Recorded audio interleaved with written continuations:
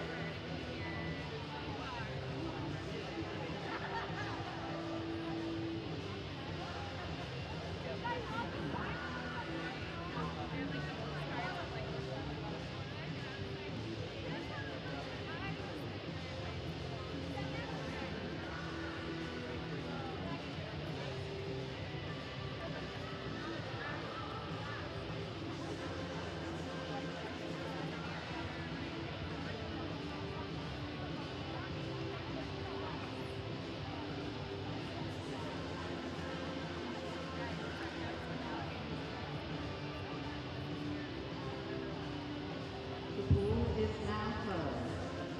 The pool is now closed.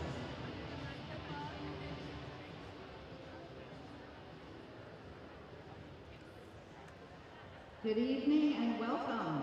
Welcome to the Citi Paris Swimming World Series in Indianapolis. This is night 2 of our series. And tonight we're going to see our athletes go even faster. We'd like to take this opportunity to thank Citi and Toyota. They are our major sponsors. And because of them, our athletes are able to travel the world, and we're able to do so many things like be here tonight. I'd like to welcome the officials to the deck.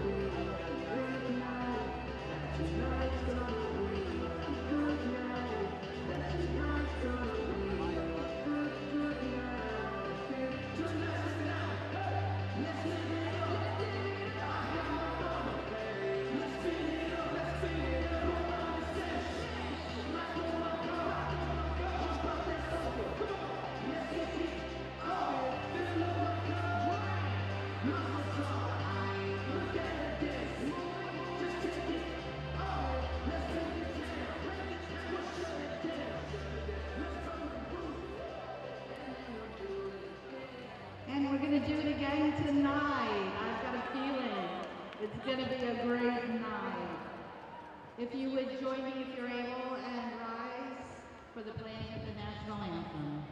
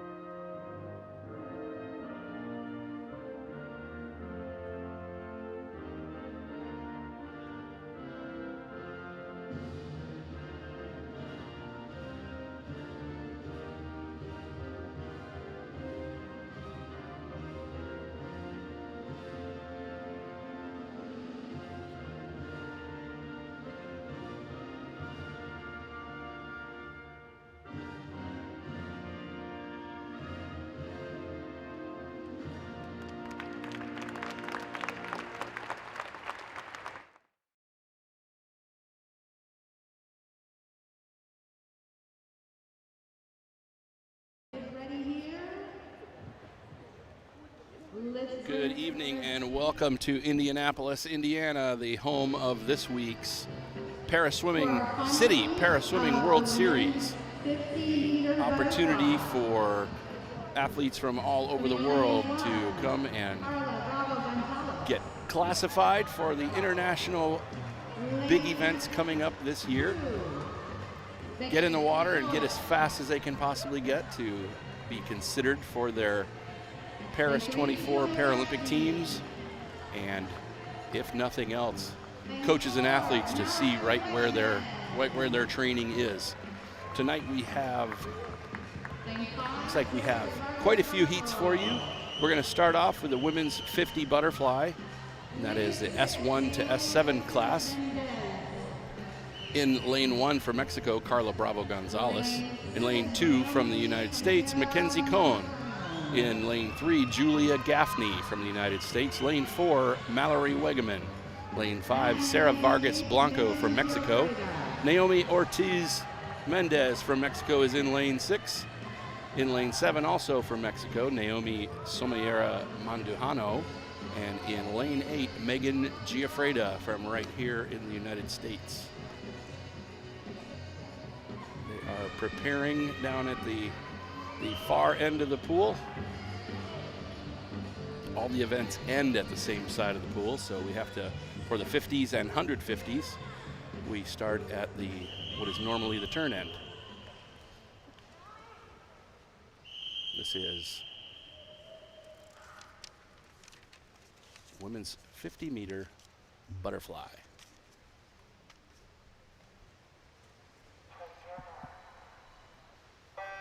There are 3 heats of this. This is an event that will be contested in Paris. So a lot of our athletes who are butterflyers are definitely getting some race warm-up, getting some new best times. Out in front there, that looks like that is Mallory Wegeman in lane number 4, being challenged pretty well in lane 5 by Sarah Vargas Blanco from Colombia. Looks like Mallory's gonna keep her at her hip, as she's got about 5 meters to go in this race. Nice and long butterfly, good fast tempo. She comes in at a 35.74, which is just a little less than a second faster than she did this morning, so she's gonna be happy with that.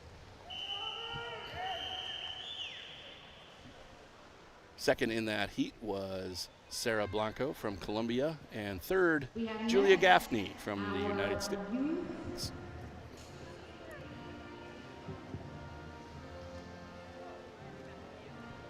Our announcer wants to play that anthem again.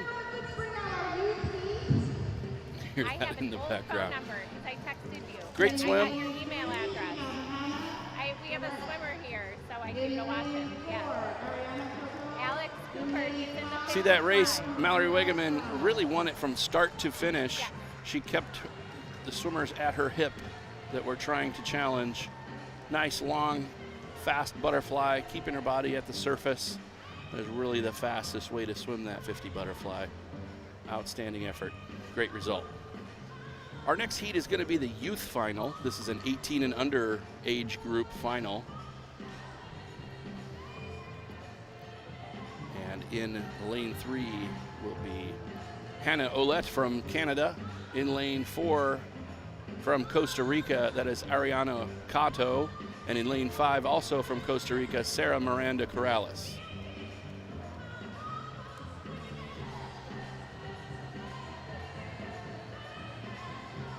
This is a relatively new thing, having the youth final. It's certainly welcome to honor, encourage, and reward our 18 and under athletes that are, some of them are developmental, some of them are right there and will be competing at the games this summer.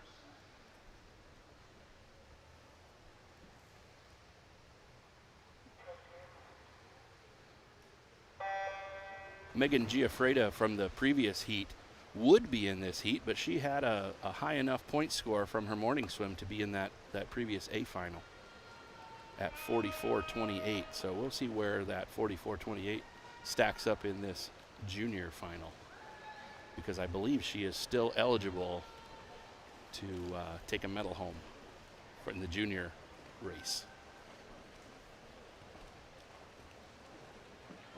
Wow, the crowd is a bit quiet tonight. They've been a little more noisy in the morning prelim sessions. There's certainly a lot more swimmers here in the morning, so the crowd's a little bit bigger. That's lane 4, Ariana Cato from Costa Rica.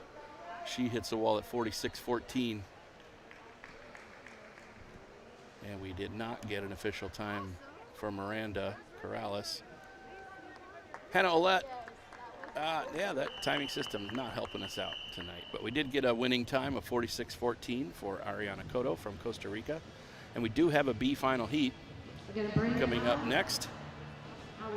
So how the finals work is the first one that swims is the A final. That's the overall fastest and closest times to world records this morning in each of their respective classifications. Then we have a youth final, and our third heat, if we have enough swimmers, our third heat will be the B final, which is the overall from this morning.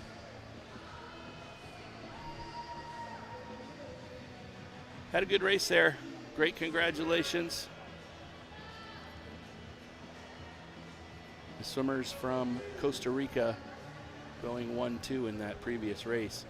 Our B final, in lane 3, Amanda Sheward. In lane 4, from Canada, Miriam Suleiman. In lane 5, from the Dominican Republic, that's Lourdes Abiar Diaz. And in lane 6, from Peru, Dunia Felices.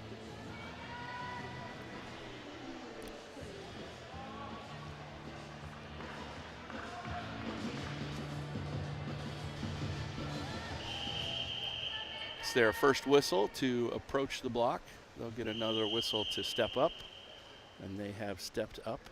Just waiting for the starter now. You can see a couple athletes in the middle there getting a little balance help up on the blocks. That block looks relatively flat on the bottom, but it is not. It's a quite steep angle, and then the fin behind it to push against if you're able and choose to do that. In lane 4, leading this heat, that is Miriam Solomon from Canada.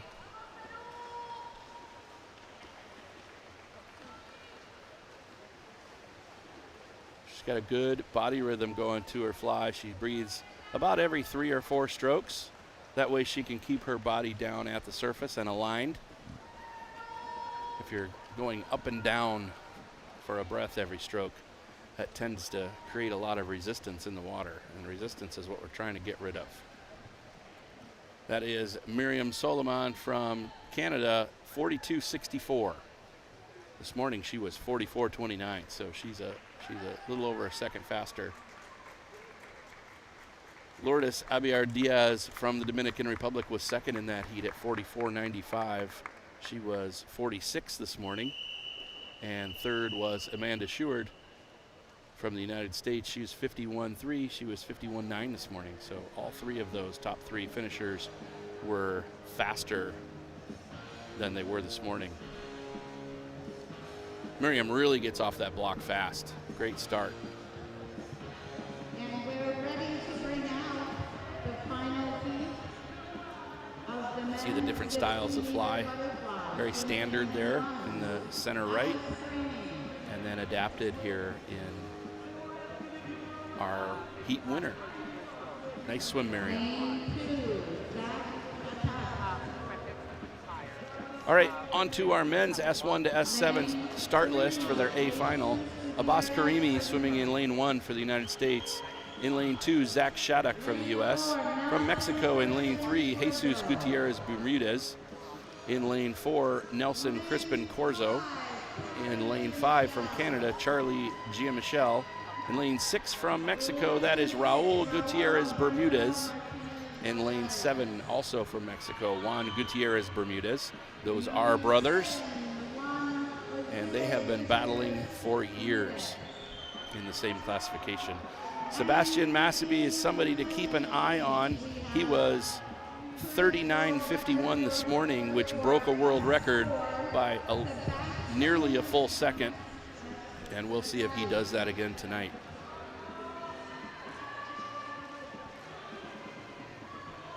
So that's Sebastian in lane number 8, getting his sweats off and getting ready for the start. Let's see if he can match or better what he did this morning.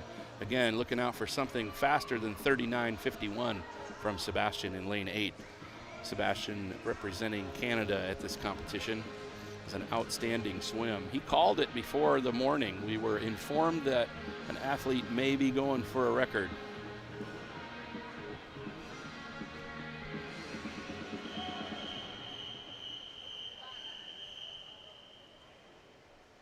They've called him up to the blocks.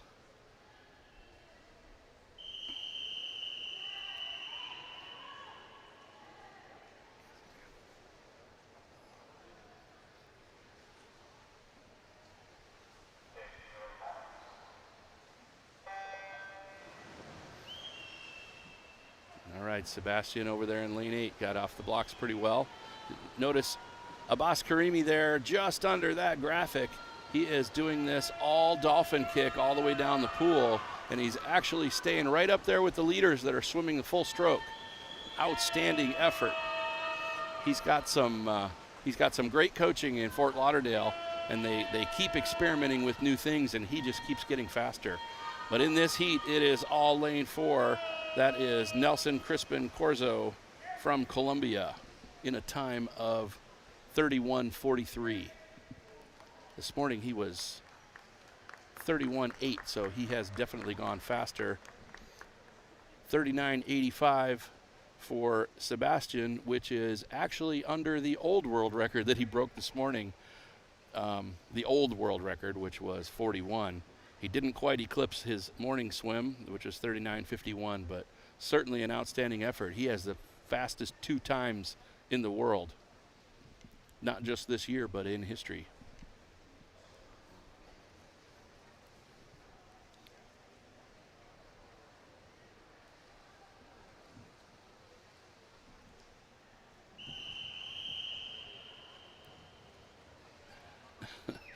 Not sure why the long pause there, but there you see how Abbas gets out of the pool.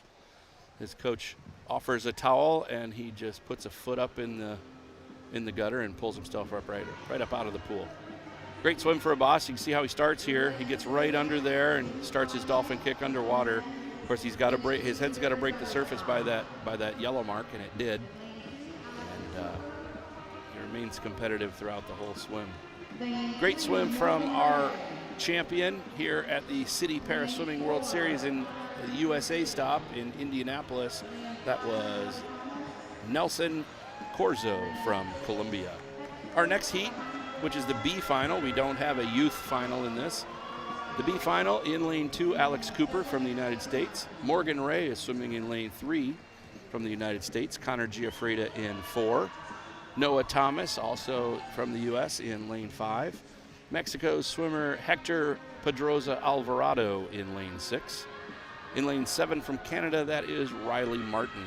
This is the B heat, the B final of the men's multi-class S1 to 7 50-meter butterfly.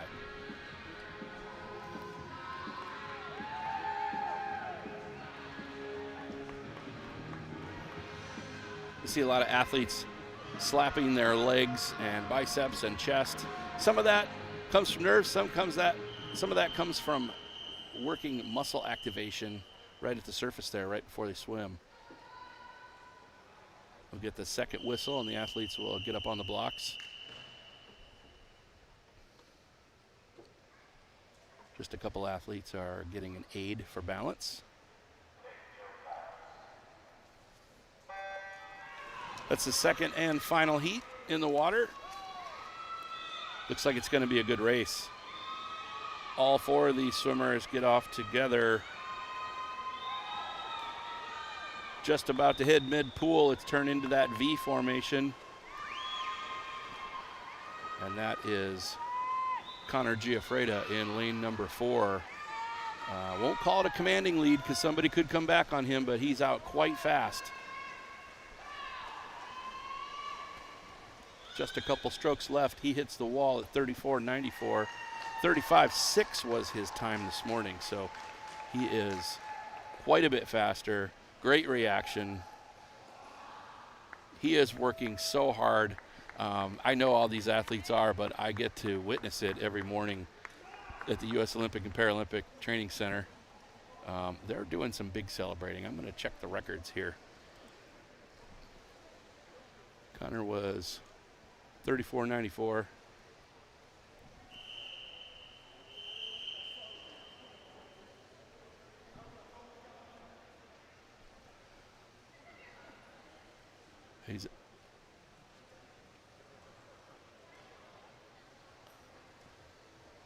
He's gone under the emerging time, which is a time standard the athletes are working towards as they work closer and closer to our national A team.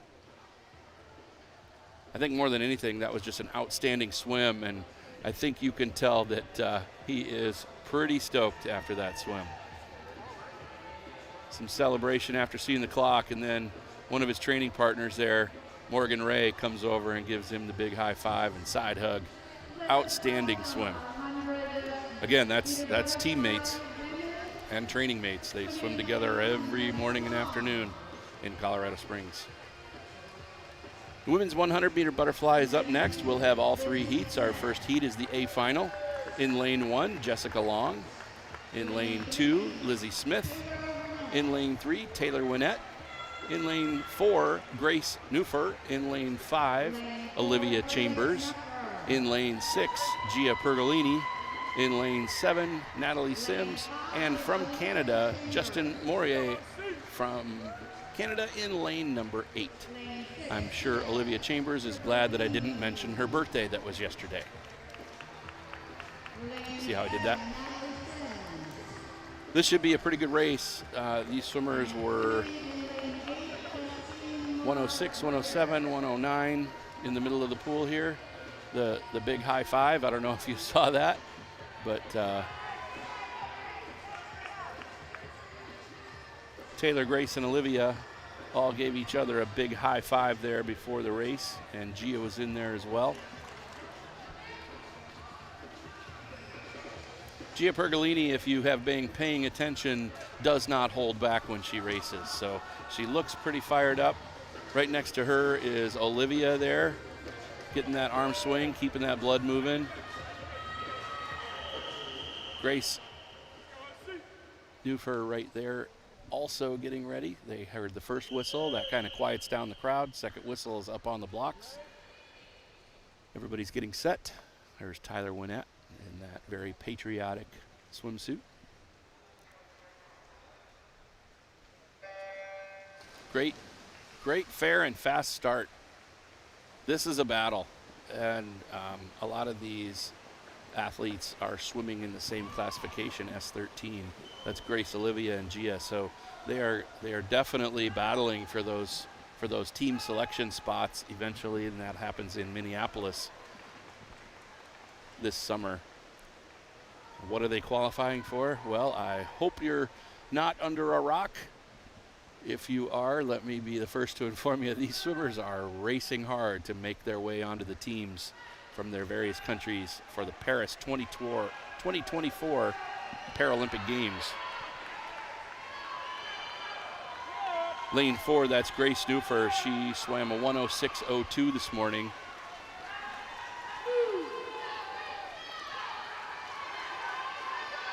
Between Grace, Olivia, and Gia, looks like that's going to be your first, second, and third swimmers. Grace has got this handled. She's in the wall at a 104.33, almost 2 full seconds faster than she was this morning. Second, Olivia Chambers in 106.63. She's a second faster. And Gia Pergolini, that went 109 this morning, was 107.44. But there is Grace about to translate, and if they're just happy for each other's swims or if those are best times, either way, that was just a fantastic thing to see. Teammates celebrating together. Fourth was Taylor Winnett, 108.22, and Lizzie Smith coming in fifth there at 110.88. Sixth, Natalie Sims. Seventh, Justine Morier from Canada. And in eighth, in lane 1, Jessica Long, 115.92. From the start, I think it was all Grace. Really took a strong lead there out her 50 turn, and then the last 25 meters, she was not going to let anybody make a move on her. She had great speed, great stroke tempo, outstanding technique. She lands long forward and allows her body to glide a little bit as she's catching the water for her next stroke. It's a great butterfly. The youth final, in lane 2, Ali Deal from Canada. In lane 3 from the USA, Piper Sadowski. In lane 4, Rachel Keehan. Swimming in lane 5, Chloe Cederholm from the United States. And Momo Sutton in lane 6. This is the 18 and under final. It is labeled the youth final. Those of you from the US, there's not a lot of sports that are named a youth category, but that's a very common international category for usually 14 to 18-year-olds, but in this case, it's anybody 18 or under. And the youth category gets their own heat in the finals. If anybody under 18 makes it into that top 8, they definitely swim in the A final, but then we find up to 8 swimmers that swam in the morning.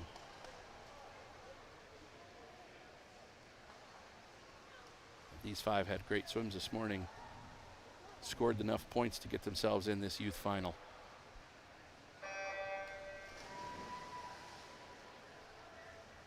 Chloe Cederholm got away from the blocks the fastest. Let's see if she can keep that going in the pool. She is so far past 15 meters. Getting about halfway down her first lap, she's still holding on to a lead. There's a nice long butterfly in lane 3 from Piper Sadowski that could be a little bit more efficient at that same speed.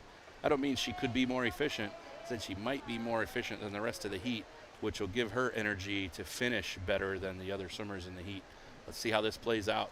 They are all at 35 and 36 at the 50.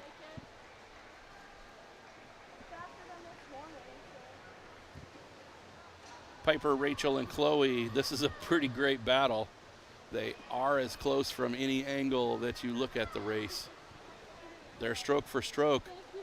That longer stroke of Piper Sadowski could pay off, or one of the other swimmers may pick up their tempo a little bit, which it looks like it's happening. Lane 5, Chloe Cederholm.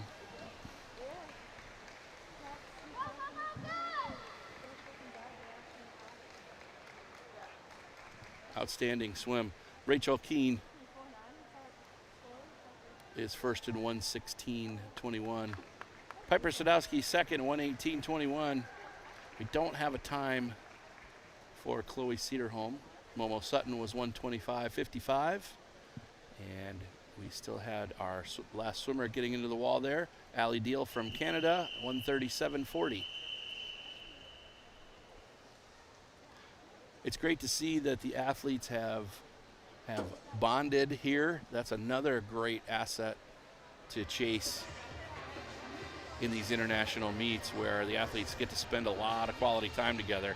And by quality, I mean downtime. When they're not racing, they're just kind of hanging out and getting to know each other's goals, getting to know each other's challenges and each other's successes, and then they celebrate those when they hit the wall. Outstanding Youth Final. Our third final is coming up. That is the B final. Really a great finish there. A little tempo change and a nice long landing into the wall first for Rachel Keene. Usually they have to really catch their breath after a butterfly race before they smile and celebrate. That is exactly how that happened. In our B final, Haven Shepard is in lane 2, Abby Kershaw in 3, both from the United States. Swimmer from Mexico, America Makeda Andrade, who's been having an outstanding swim meet, is in lane 4. Colombian swimmer Laura Gonzalez Rodriguez is in 5. Elise Morley is in lane 6 in this final. This is the B final of the women's 100-meter butterfly, S8 to 14.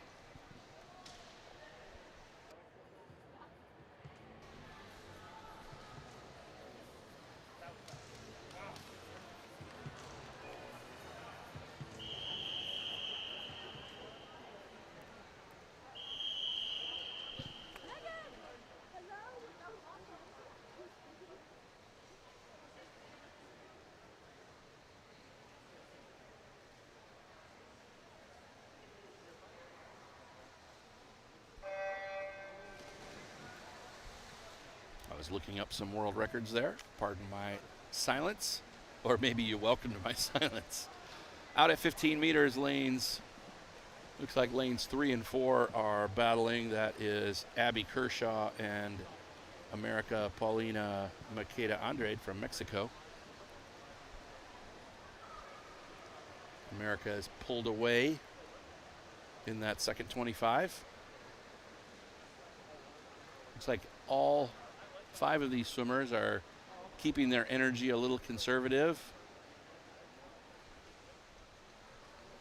All 5 of these swimmers are over 19 to 24 years old, which tells me they have a little bit of experience of what that last 15 meters feels like. America Andrade from Mexico has been having, like I said, a solid swim meet. I would call this better than solid. She's got 15 meters to go in this 100-meter butterfly and a commanding lead. Good race for second there between Abby Kershaw and Laura Rodriguez from Colombia. It looks like it's Laura Rodriguez right now holding on to that second place position. America Andrade from Mexico is first in that heat at 1:16.76. Colombian swimmer Laura Rodriguez was second in a 1:20.87 and 1:21.39. That's Abby Kershaw from the United States.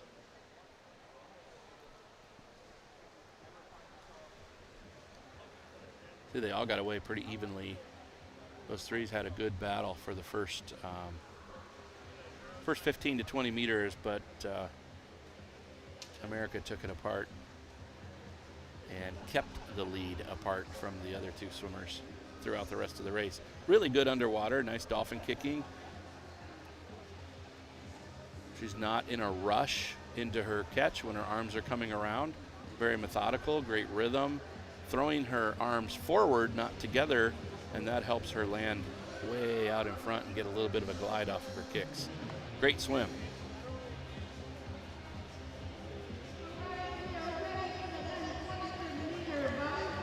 Next event is event number 14 on the program. That is the men's long course 100-meter butterfly, S8 to S14. We have 8 finalists in this A final. We have 7 in the youth final. And then we'll have all 8 positions filled in the B final. In the A final, we have Braxton Wong. I've heard a rumor that he has rested for this meet, so let's see what he brings. Yassine El Demirdash in lane 2, Jeff Levitt in 3, Lawrence Sapp in 4, Trevor Lukasco in 5. Then we have Mexico swimmer Jean Trithard Godfrey Ram. And back to the U.S. swimmer in lane number 7, Owen McNear and David Gelfand in lane number 8. This is the A final of the men's 100-meter butterfly. These guys make their way out. Looks like Jeff Levitt is showing you where he's from and who he is. Getting those arms and shoulders and heart pumping.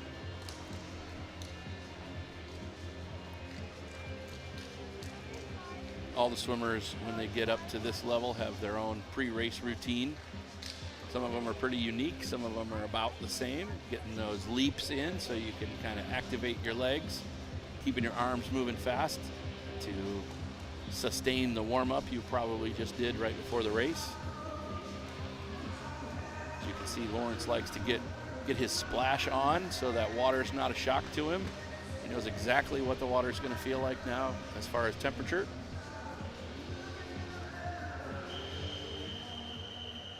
These guys swam pretty fast this morning, but I have a feeling we're going to see some much faster times tonight. Lawrence Sapp, I know he's capable of quite a bit faster than 58.5, so he never holds back, though. We'll see what he's got.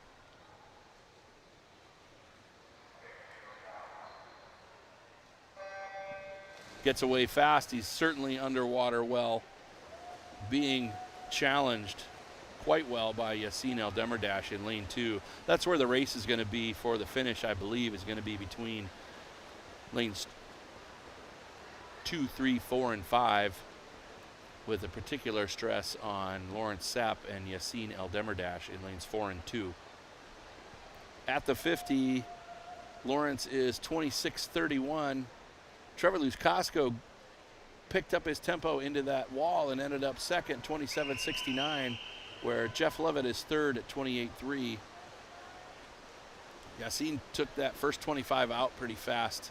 May have cost him a bit, or maybe he's just practicing getting out fast in the 100 butterfly. Lawrence Sapp, this is his race by signature and tonight in front of us. Outstanding swim from Lawrence. Got about 1 stroke left, hits the wall in a 58.81. So he's just a little off what he did this morning. Second place there, Trevor Lukasco, 1:00:15, which is almost a half a second faster than he went this morning. Third place in that heat, Jeff Levitt, 1:02:49. Fourth, 1:02:80, that's Yassine Demirdash. In fifth in that heat, 1:03:38. John Paul Bernard Godfrey Ram from Mexico. You can check their right under the word record there is their second 50 time, and then their place, and then their final time.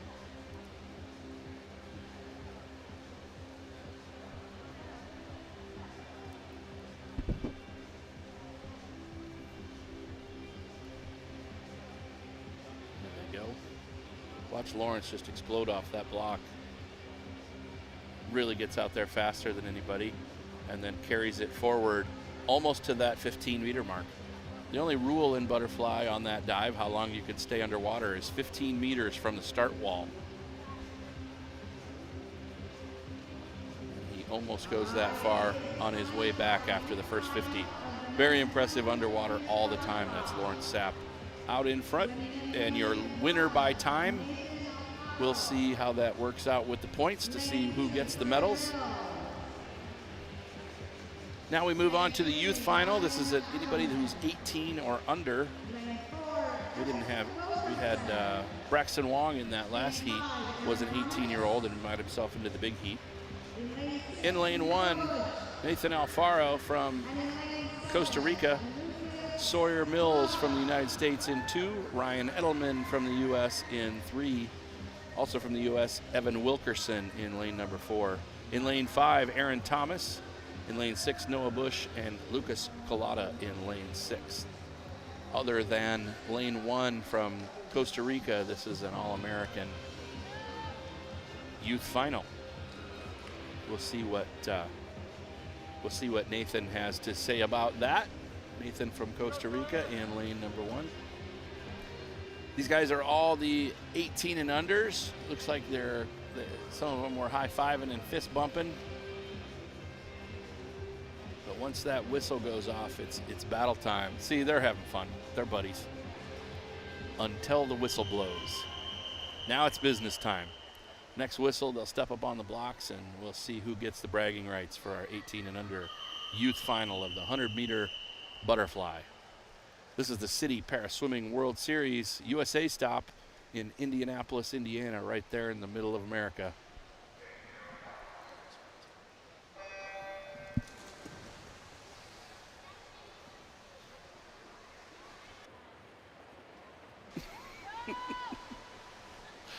Sorry, I was bantering and I wasn't supposed to be. Pretty even first 25 meters out of these guys. I have been duly corrected that this is the crossroads of America.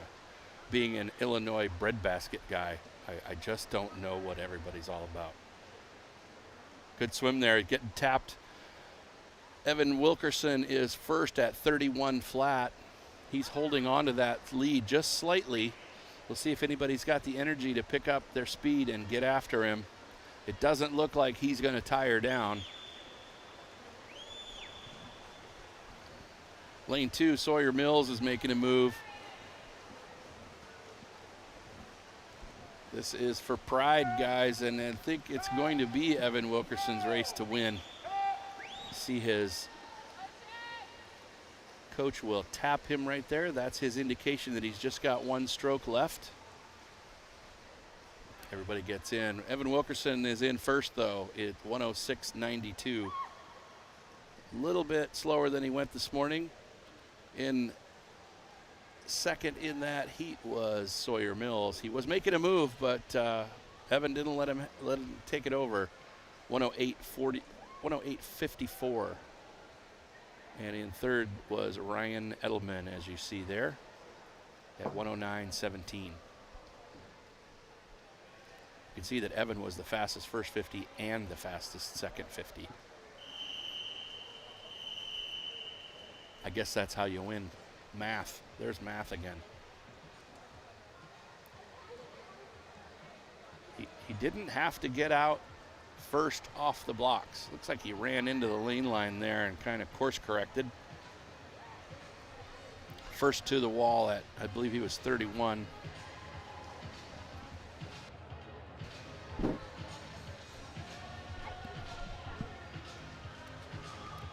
Gets that tap with one stroke left.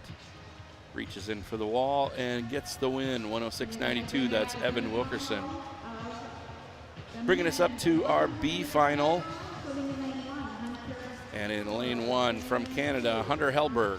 In lane 2, Octavio Ramirez Velasquez from Mexico.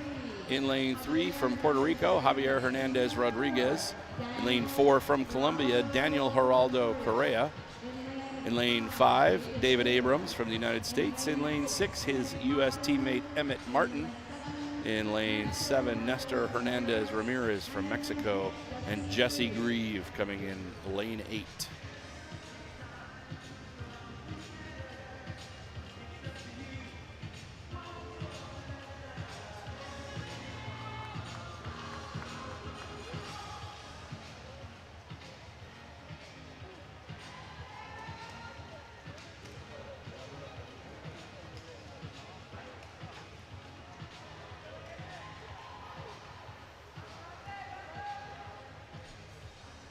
Everybody going through their pre-race routine. This is the B final of the men's 100 butterfly.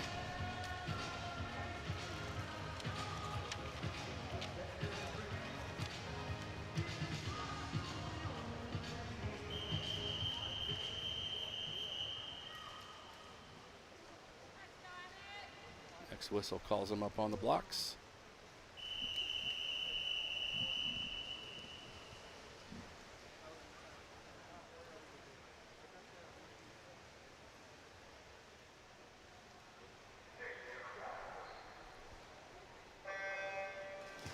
One thing you're missing right before we get on air each time is we show some gratitude and thank all of our officials and volunteers. And I would just want to make a point to do that. These swim meet cannot happen without the great volunteers here in Indiana and those that have traveled from so far to help us out and support these Paralympic athletes.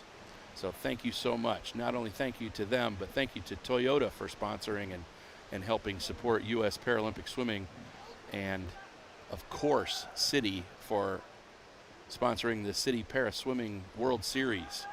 This stop is in Indianapolis. I believe the next stop is in Madeira.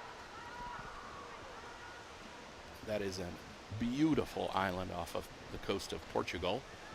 Sits kind of lonely out there, but it's not lonely when you're there. It's a beautiful place, great facility, and we're looking forward to a fantastic swim meet there. Lane 4, this is Daniel Correa from Colombia, going to take this B final, 102.07.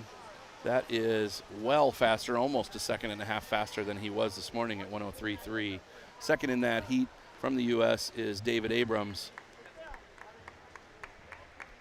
He swam that race in 103.69.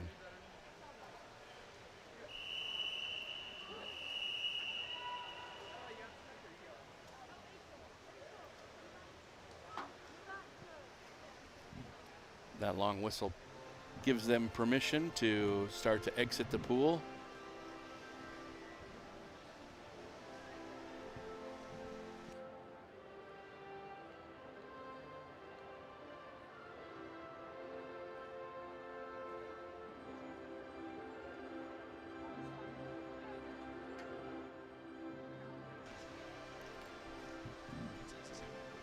Okay.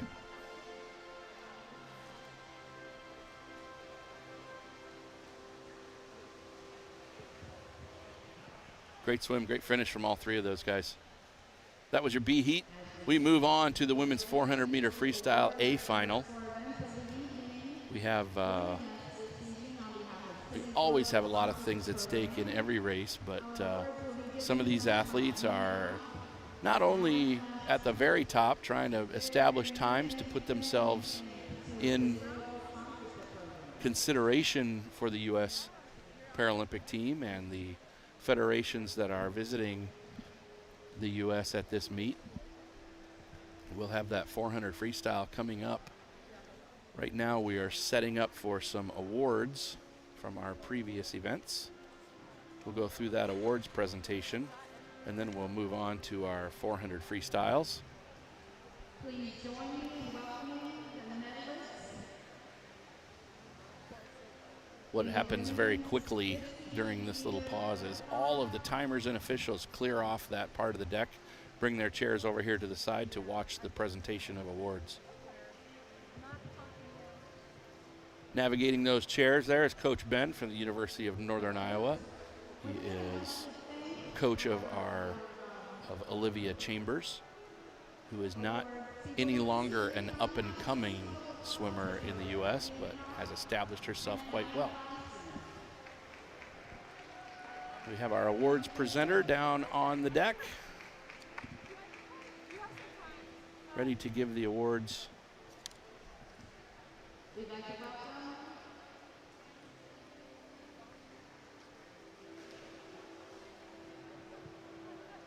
I am searching for a text that has the awards results.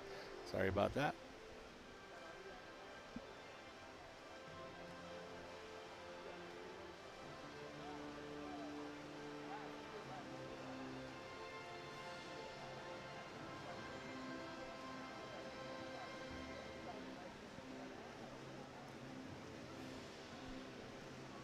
Nothing like a little silence on a television program. Did I say television? Live stream. Starting to argue with myself. It's been a long couple of days. I'm certainly talking a lot. Not running out of things to talk about.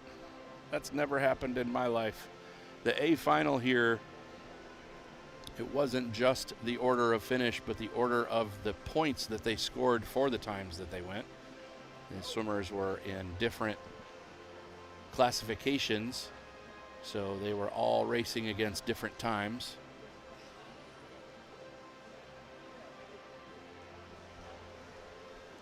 A lot of these athletes are doing multiple events, so sometimes we have to wait for them to finish a warm down. In the women's 50-meter butterfly.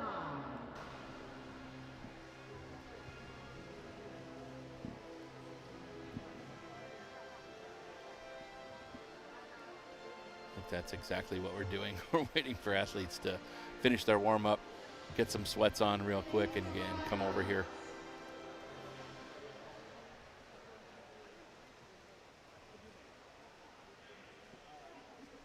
Here are your medalists heading out. In third place, that was Julia Gaffney from the United States. She swam a time of 37:01 and scored 844 points. In third place, Julia Gaffney. Just in front of her was Sarah Blanca Vargas. She's 17 from Colombia. She swam a 36:98, and as Julia was awarded 844 points for her swim, just by 2 points higher, 846 was Blanca Vargas. Mallory Wegerman there swam a time of 35:74 and scored 899 points. Great smiles, great effort, and fantastic results from our women's A final. Awards next up is our youth final. So this is our 18 and under. Megan Giaffreda was third with a time of 43:87. She scored 572 points in that event. I'm a little ahead of myself, but I've got a lot of information to give you. I have in front of me the times and the points that they scored. The way the points work in a very, very brief way is each classification in every event and distance. Here comes Megan, Naomi, and I believe Blanco will come out as your youth champion. She was also second in the A final. In each event, each distance, and in each classification, these athletes as a side race, or sometimes that race right in front of them. There's Megan Giaffreda enjoying her moment on the medal stand. You set the top point total at the world record, and that is 1,000 points.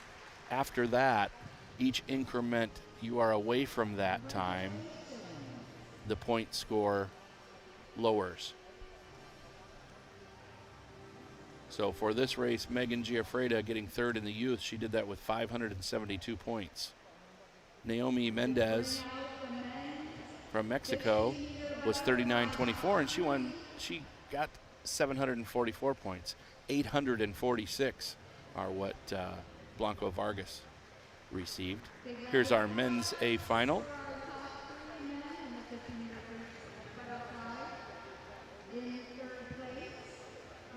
In third, Jesus Gutierrez Bermudez from Mexico, 812 points with a time of 34:12. Sebastian Masibi from Canada, who broke a world record this morning. This was also a time under the previous world record, so he went under that old record twice today. Congratulations to him. And then Nelson Crispin Corzo from Colombia, who was your champion with 950 points tonight. Those are your medalists for the men's 50-meter butterfly.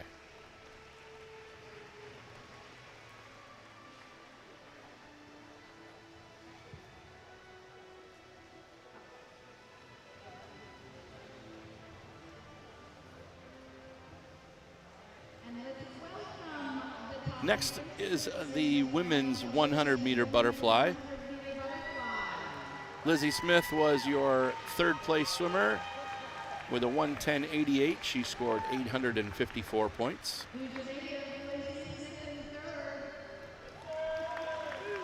There's Lizzie getting her award. Lizzie's doing some great training in the lead up to the U.S. trials. There's Taylor Winnett. She was 108.22 for 867 points. And your winner, Grace Snuffer. Grace made an A standard this morning, which is very important in what she's trying to do with Team USA. I believe that's a national team achievement. She was 104.33 and scored 917 points.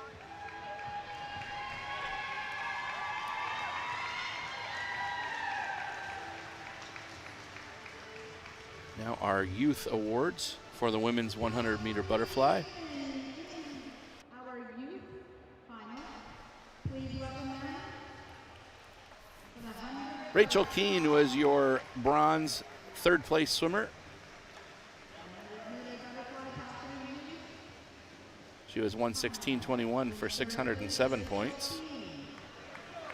There is Rachel Keene. In second place, Piper Sadowski, 118.21 for 612 points. There's Piper getting her medal. Chloe Cederholm, just 13 years old, coming strong on the scene here in U.S. Paralympic swimming, 116.01 for 614 points. She's it's great to watch all three of these young women develop their swimming. Certainly a great 100 butterfly out of all three of them tonight. Bright future for U.S. Paralympic swimming. Next up will be the men's awards for the 100-meter butterfly. We now want to welcome the A final of the men's 100-meter butterfly top 30.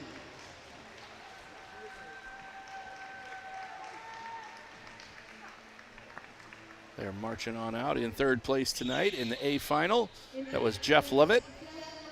Swam a time of 102.49, scoring 767 points in his 100 fly.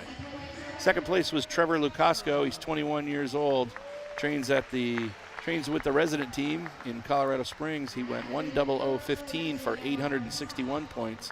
And Lawrence Sapp is your champion on this leg of the Citi Paraswimming World Series in a time of 58.81 with 910 points. As these guys get together for that obligatory champion photo. Outstanding. Great swimming, guys.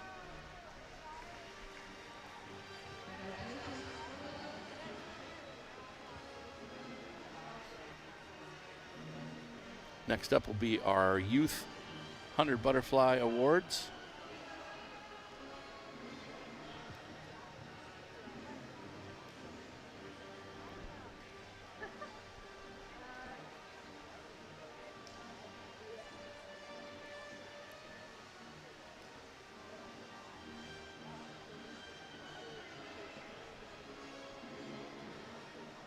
Don't know if they have them all lined up there on the side. All right, they're ready to go.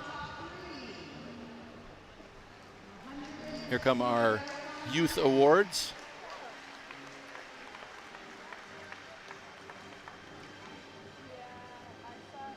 In third place was Ryan Edelman, 560 points with a 109.17. In second, Owen McNear, 106.66 or 671 points. And your youth champion, Braxton Wong, I know that he rested for this event a bit. He was at 106.18, scoring 691 points. The top point scorer for the 18 and under men. So that is our awards presentation. We're going to take a little pause while not going to pause our broadcast, but we're going to pause while we have all of our timers and officials bring their chairs back out. And we're in for some 400 freestyles next.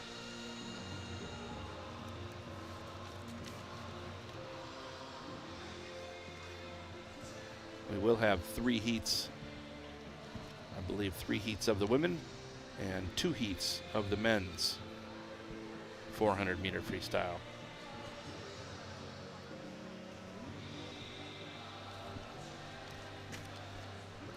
See all of our media people down there getting quotes and pictures and post-awards media coverage.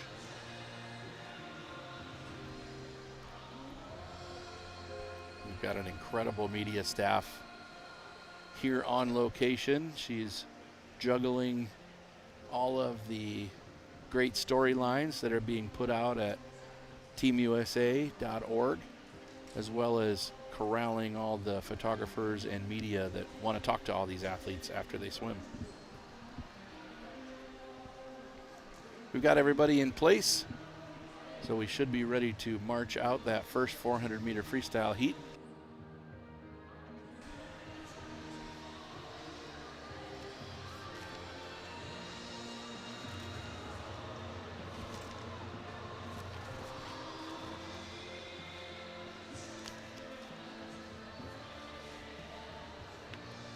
As much as I'm ready, I don't think they're ready down on the deck yet.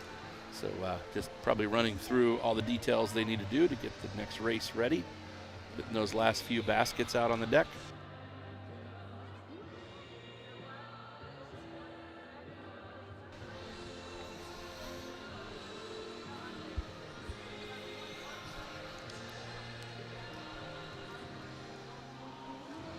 One good thing of a long pause at a swim meet is that water becomes still, and still water is fast. When the water's moving around and churning, you can't get quite as good a grip on it. So that first 50 will be nice and smooth and strong and long for these A finalists in the women's 400-meter freestyle. Actually, I think we had a couple of our 400 freestylers that were dealing with that awards ceremony. So they're giving them ample time to get ready for their race. You can't see them, but I can see them down in the ready room behind that video arch that they'll be coming through.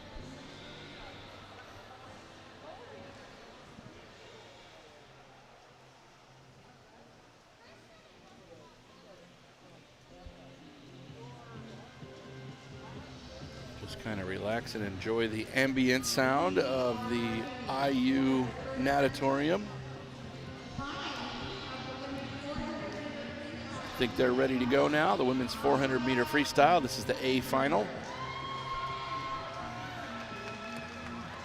Swimming in lane 1 from the United States, Ahalia Lettenberger.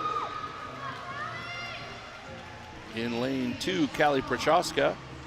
In lane 3, Jessica Long. Alexandra Truitt in lane number 4. Keegan Knott in lane number 5. Taz Pagonis will be swimming in lane 6. Mackenzie Cohn, who absolutely loves to train hard for this event. You can't give her enough distance. The harder, the longer, the more challenging it is, the more Mackenzie really just eats it up. So we'll see where she is in her training for this. That's Keegan Knott on her way out right now. Taz Pagonis making her way through the arch. Mackenzie Cohn should be next. And then Ellie Marks will be in lane number 8. Ellie, I talked to before this session. She is actually going to be working towards a great 50 freestyle tonight, but she decided to go ahead and swim the 400 for experience. So you might not see this big, fast time from Ellie tonight compared to what she did this morning, but she was willing to reveal that she's going to just kind of do a practice 400 race. A practice 400 race, I call that a stepped down race. She'll probably follow her normal race plan, but not at normal race levels. We're going to have a good race here across the pool no matter what. We'll see they're diving into still water, so that's going to be definitely a positive. See the water over in the diving well where they're warming up is kind of churning around, but not in the competition pool. This is heat 1 of the 400-meter freestyle A final. Fastest swimmer off the start there was Taz Pagonis in lane number 6. Looks like she may have done a little bit of a relaxed level of her swim this morning. She's definitely out a little bit more aggressive. In lane 4, Alexandra Truitt, who really put the hammer down throughout her entire race this morning. She swims, you can see, with a little bit higher shoulders, which allows her to swim with a faster tempo throughout the swim. She'll have a little bit lower hips with those higher shoulders, but it works to her advantage that she can swim with a faster tempo.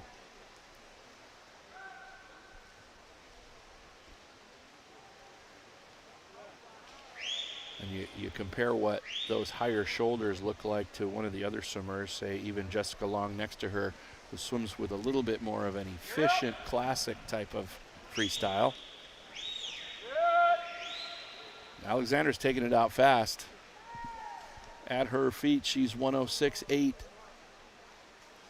Second there was Keegan Knott, 110.65.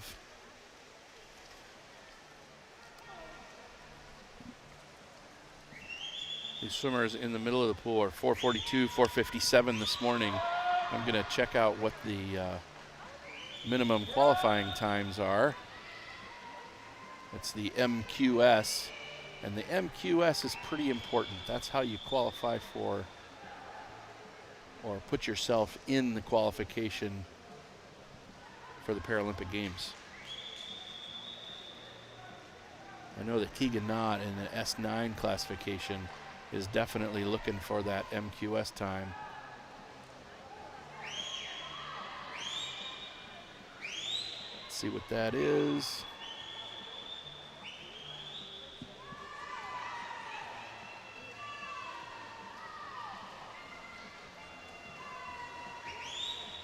It'll be a 4:26.9. That's pretty darn fast, but she's on it. This heat, though, check out that turn. She's 35.8, so she's holding about 111s in the 100 per 100. She's 217.93. That's Alexandra Truitt out in front. Keegan Knott second there at the 200 at 225.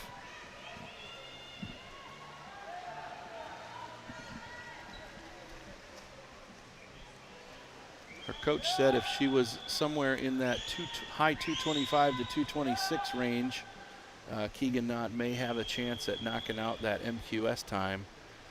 That would be great this far out of trials, so she doesn't have to carry the burden of trying to make that time later. Either way, she's going to handle whatever's thrown at her, but this heat, Alexandra Truitt is in strong control of. She's about 3:07 right now. Keegan was second at 3:03 at the 250. Coming into the 300, that's Alexandra Truitt. Swimming in lane 4, that's the fast lane, and she is certainly helping it live up to its place. 3:30 there, 3:30.51. She's 36.2, so she's up a little bit in her pace at 36.2, up in that 112 range. I'm going to guess that in this last 100, she might kind of put the hammer down and put a little bit more speed on her swim. Across the rest of the pool, everybody's swimming this pretty much textbook according to how they swam this morning. I think Alexandra Truitt has thrown the textbook out, and she is just racing for a time. It's a very mature thing to be able to do instead of racing against the heat, just kind of figuratively and literally staying between your own lane lines and getting the job done for yourself. You don't always want to rely on another swimmer because you don't know what they're going to do. You can certainly control what you're going to do. Speaking of control, in this heat, it's all Alexandra Truitt. She's got 15 meters to go to the finish. And then there's a pretty good race for second behind her, but it'll pretty clearly be Keegan behind her. But Alexandra Truitt's at a 4:42.36, first in our A final. About 5 meters left here. That is Keegan Knott coming into the wall. 4:55.07. Just behind her, Jessica Long, 4:58.0. And I see Keegan's coach, Andy Johns from the University of Northern Arizona. That was him throwing out that big yeah, and I just looked down, he was waving his arms. So I think they caught the time they were going for. I know he talked to me about how she did rest for this event. and you can see a lot of joy down in the pool. It's hard to show joy after a 400 freestyle. That is a long, grueling way, but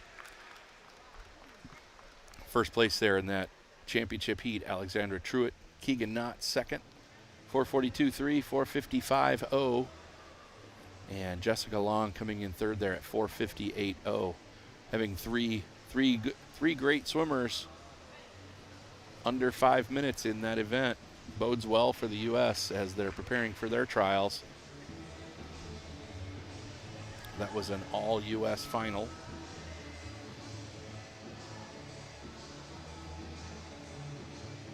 Swims with those high shoulders really allows her to have the fast tempo throughout the whole race.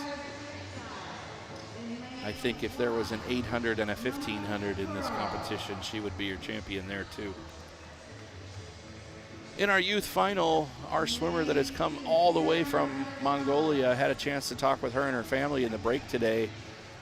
They're traveling quite a bit of this Citi Para Swimming World Series this year at great expense to support their daughter Nomun Kurel from Mongolia in lane 1. In lane 2 from Costa Rica, Sarah Miranda Corrales. Lane 3, Britt Conrad from the U.S. From Peru, Michaela Apiestegui. In lane 4 from the United States, that's Casey Freeman in lane 5.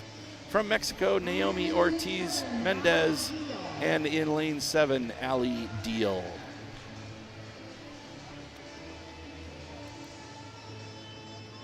This is Heat 2, which is the youth final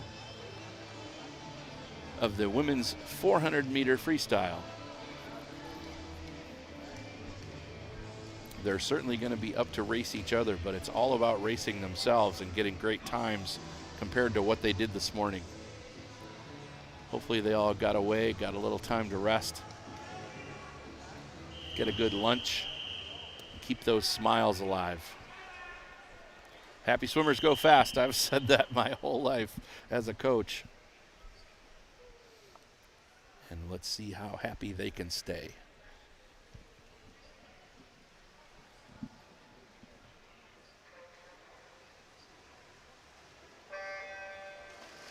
This heats off pretty fast. 3 swimmers in the middle, taking it out about the same in the first 15 meters. Lane 3 and 4 pressing out early. That's Britt Conrad and Michaela Apiestegui. Michaela's from Peru and Britt is from the U.S. Not far behind in lane 5 is Casey Freeman. Turning first is Britt Conrad.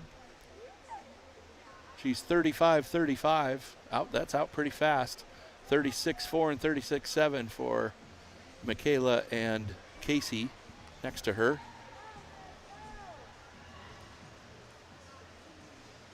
You can see 3 distinct different styles of freestyle.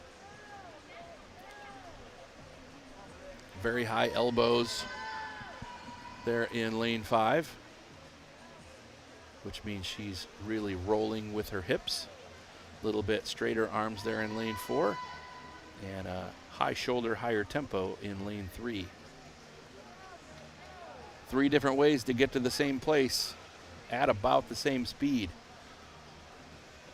116.2, 116.0, and 117.3 separate our front 3 swimmers.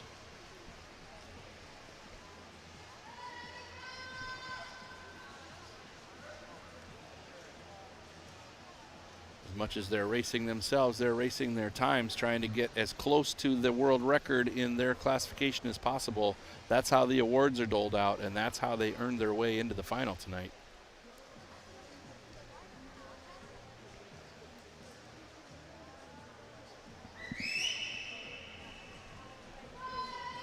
Looks like Michaela's taking a little lead. That's Michaela from Peru. 157.51 at the 150.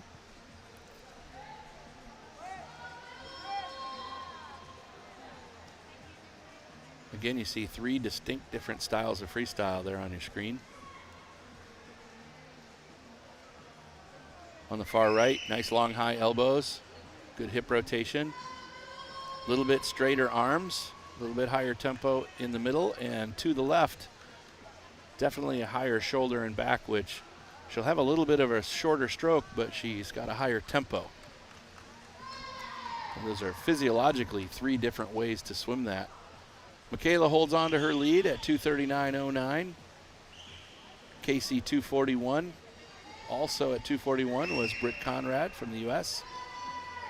So we have our swimmer from Peru out in the lead there, passing the halfway mark in her third 100.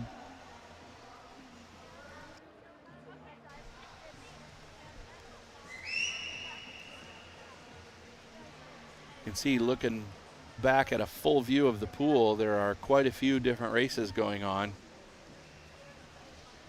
Some racing each other, some racing their morning times.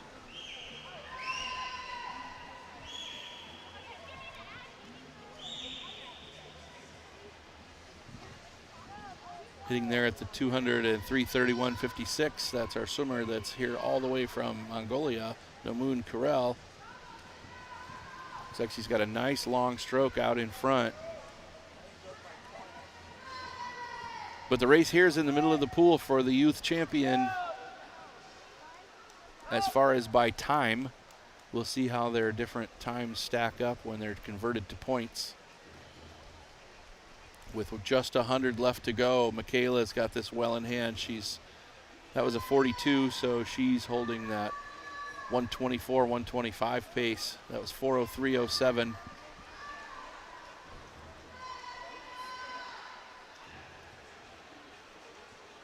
That is Michaela from Peru leading this swim most of the way through from lane 4. You wonder why lane 4 is leading all of these heats, or most of these heats. As much as the athletes, as we have described, have made their way into the final by scoring the points, what happens by rule of this meet is they are then seeded by time, regardless of their points, in the finals. So the fastest time from the morning in those points will be in lane 4. The next fastest in 5, next 3, next 6, then 2, then 7, then 1, then 8. So that's why they're organized the way that they are. Coming into the finish, that is Michaela from Peru. She was 5:28.4 this morning. Going to be under that time. 5:25.18 for Michaela Epestegui from Peru. That is the fastest swimmer in this heat. Second was Casey Freeman. It looks like she's very happy. 5:28 this morning, 5:25 tonight. That's why she had 3 fingers up there. She has gone 3 seconds faster than she did this morning. Our first 4 swimmers are into the wall. Third place there was Britt Conrad from the U.S. And from Mexico, that is Naomi Ortiz Mendez with a 5:44.70. Lane 2 is coming into the finish here. That is Sarah Miranda Corrales from Costa Rica. She was 6:11 this morning, 6:11.49, and she's 6:11.05 tonight. She's about a full second faster. There in lane 1, that is Nomun Kurel from Mongolia. Don't think she's out of this race, because these swimmers are racing against the world record in their classification. So when it comes down to the awards for tonight, it doesn't matter your place finish in your heat. It matters what your point score is up against the world record in your particular classification.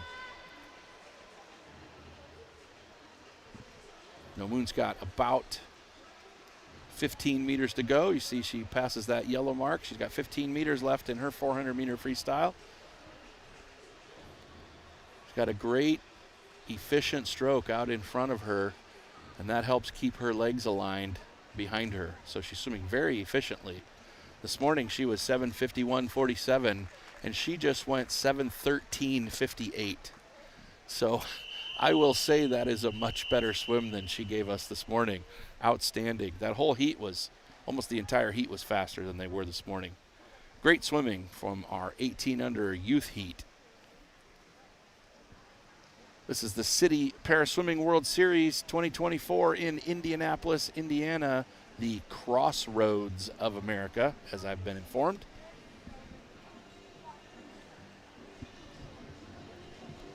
Great swimming all around. That 400 freestyle, I don't know if it's exciting to you. It is very exciting to me because so many different things can happen.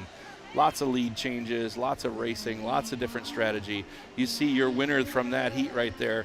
She's going to put 3 fingers up. She dropped 3 seconds from 5:28 to 5:23. She was 5:28 this morning. She went 3 seconds faster. The start list for our B final. This will be our third and final of the women's 400-meter freestyle. In lane 1 for Mexico, Vianney Trejo Delgadillo. In lane 2 for Mexico, Matilda Alcazar Figueroa. In lane 3 for Mexico, Paola Ruvalcaba Nunez. In lane 4 for Mexico, Silvana Lopez Moreno. That's May White getting ready in lane number 5 from the United States. Also from the United States, McLean Hermes in lane 6.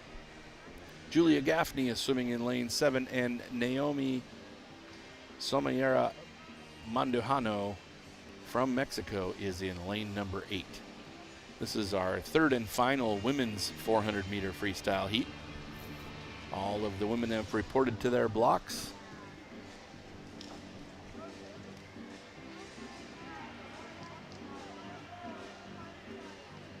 As McLean Hermes, she is training full-time with the U.S. Paratriathlon team in Colorado Springs.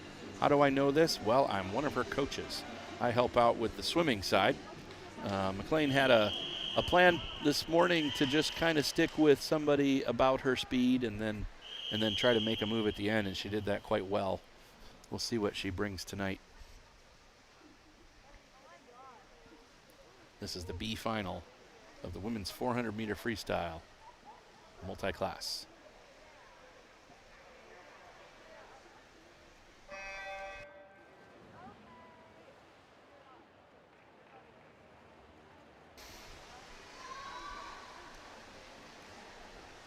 Nice long strokes. Nobody is too aggressive. Lane 4 is kind of getting after it there. That's Silvana Moreno from Mexico. Pretty aggressive tempo this early in a 400, but she was pretty tough and pretty strong this morning, so that's nothing she can't handle.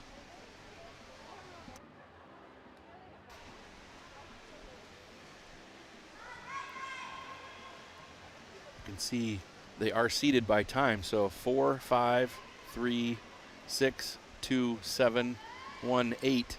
They are swimming as seeded right now. We'll see if anybody makes a move on someone else and gets out in front of them. Always love to see swimmers challenging each other at different parts throughout the 400. Like to be kind of long and strong, a little bit aggressive in the first 100, and you're definitely seeing that out of Silvana.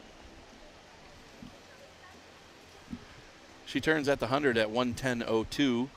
It was a 36 in that 50, so she's probably going to settle into that somewhere between 1:11 and 1:12. She probably wants to stay away from 1:13s and then bring her time back down as fast as she can in her last 100. We'll see how she does.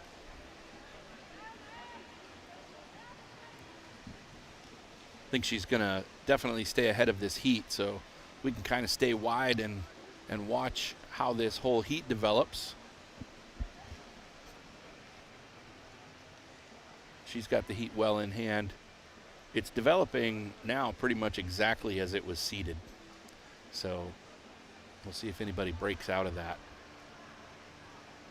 We do have more people here tonight at the Indiana University Natatorium. That's great for a Friday night. And if you are watching locally, man, put your phone down and get in the car. Come on back tomorrow. Come in and check out this event live. There is no cost to get in and watch and support these potential Paralympians. Savannah's at 225.38, so she has gone up a bit into that 116 range. Remember, I'm just speculating and guessing. I don't know what she's capable of. But she is in a nice long, she's still pretty aggressive, but swimming with a nice long stroke out in front. So she's swimming pretty balanced, but definitely aggressive.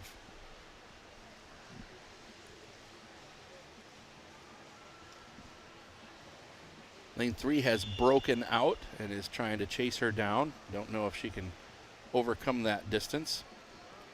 That's Paola Nunez from Mexico. Don't think she's going to catch her. I don't think she'll catch Silvana. Silvana entered her final tonight in the 400 freestyle at it. She swam 5:05.2 this morning.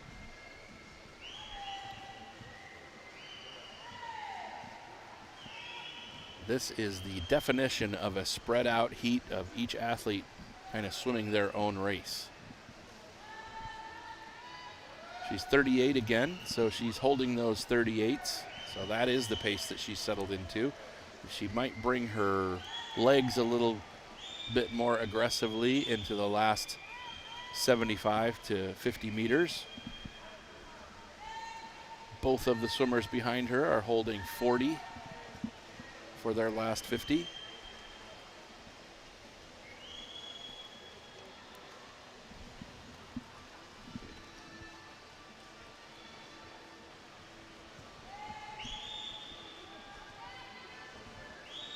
Nice, long, strong. She doesn't have a lot of pressure on her for racing, so let's see what she can do to put the pressure on herself. As I talked about, she's getting a little more aggressive with her kick. There goes a little bit faster tempo. She's got 25 meters to go in this 400 freestyle final.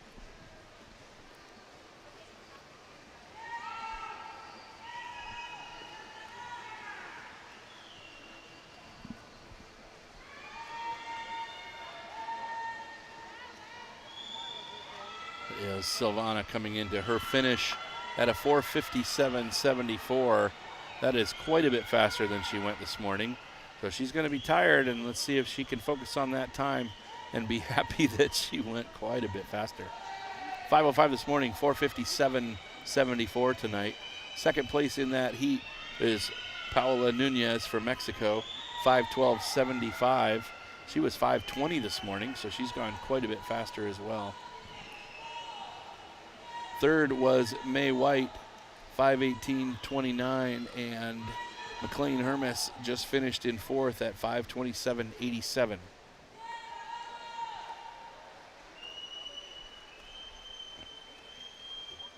Finishing in lane 7 there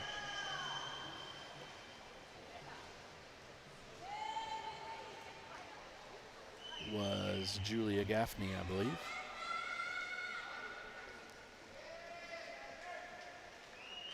That was Vianney we were watching from Mexico. She was 5:55 this morning. She's 5:56 tonight. But there is your youth champion by time. We'll see if that holds up in the points for a medal. But there are your 8 final times. They're unofficial, of course, until they get through the administrative referee.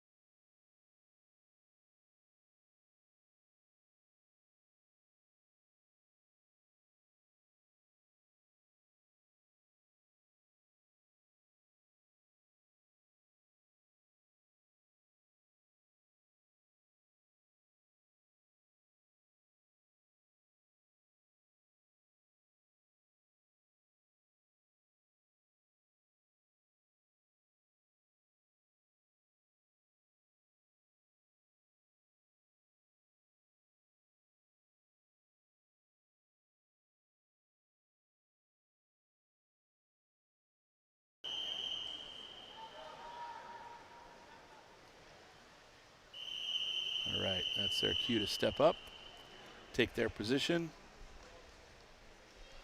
Nobody requires any balance aid on this heat. And your A final in the 400-meter freestyle, S16 to S13, is in the water here in Indianapolis at the Citi Para-Swimming World Series, brought to you locally, regionally by Toyota, but thanking Citi for all their support for this entire series. The series moves on to Madeira, I believe, next week.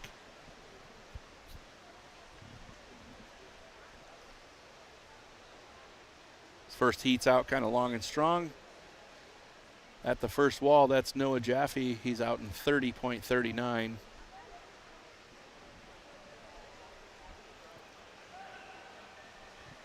Those guys out in front are swimming pretty aggressive, using a lot of legs early.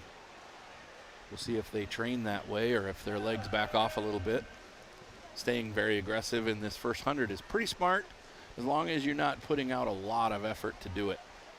If you can hold speed that is a little bit less than the effort you're putting out, you're going to be in good shape to hold paces. Is 104.01 for Noah Jaffe. He's leading this 400 freestyle. Matthew Torres just behind at 104.75. In third at that first wall, Owen McNear. I believe he was at a 106. Shaping up into a couple of races in the pool. Two guys out in the middle.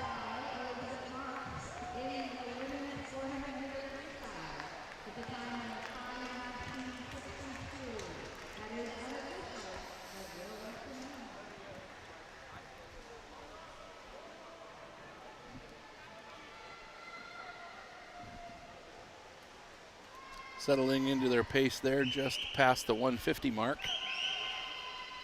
175 there at that black stripe. Noah Jaffe is holding on to his lead in lane 4.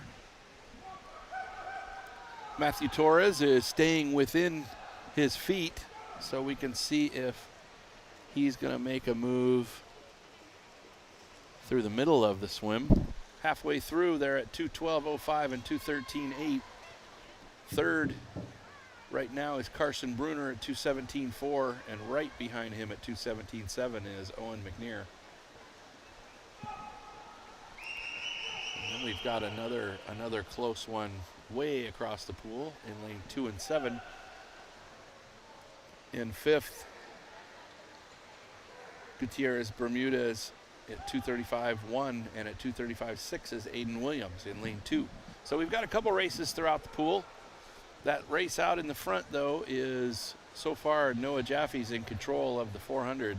This A final at the Citi Para-Swimming World Series is the A final of the men's 400-meter freestyle multi-class. The classifications contested in this race are S13 down to S6. You can see he really has a consistent stroke. He hasn't made many changes, which means he's not, as much as it's hard to maintain, he's not fatiguing. It's 34.8 on that 50, 3:21.7. Matthew Torres has fallen a little bit further back at 3:26. So 5 seconds separates first and second, and then about 5 seconds behind them is Carson Bruner and Owen McNear.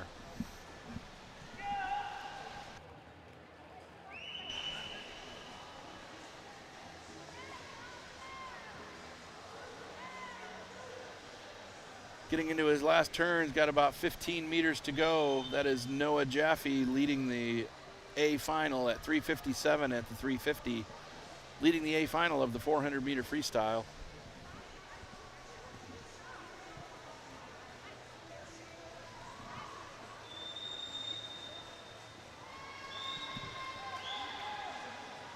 He's really turned it on there. Look, he's brought his kick in. He's picked up his tempo. He was 4:33 this morning. He's well under that time at a 4:30.31. Outstanding. The entire swimming, start to finish, he just really handled that race. Second, Matthew Torres, who was 4:39 this morning. He is 4:37 tonight, so another faster time. probably across all 4 of these swimmers that have made it to the finish. Third in lane 3, that's Owen McNair. He was 4:43 tonight. 4:40 this morning, so he went up a little bit. And then 4:43.1 in 4th, Carson Bruner in lane number 6. These first 4 guys are in. We've got some more finishes coming into the wall now. That is Aiden Williams hitting the wall in 5th place at 5:16.09. Just behind him at 5:19 is Gutierrez Bermudez from Mexico. 7th up in lane 1 was his brother from Mexico at 5:22.65. And finishing, this is Connor Giaffreda coming into the wall at a 5:37.56. So he is just 5/100ths off of what he did this morning. But, you know, big smiles around. We had a lot of great times in that swim. A couple of close ones. And then they separated it back out with about 50 meters to go.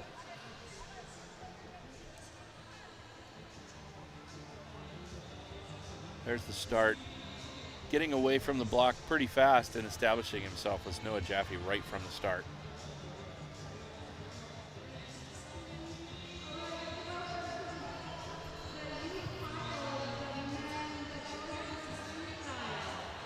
Just held that lead and made it bigger and bigger and bigger, bringing big kicks into the last 25 meters. There's 5 meters left to go there. You can see the increase in his tempo. His arm speed was changing and increasing throughout. Good smiles throughout. Moving on to our next race, it is the B and youth final. So this is a combined B and youth final.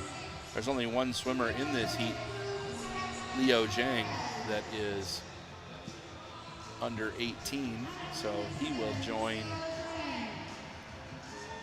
Jesus Alberto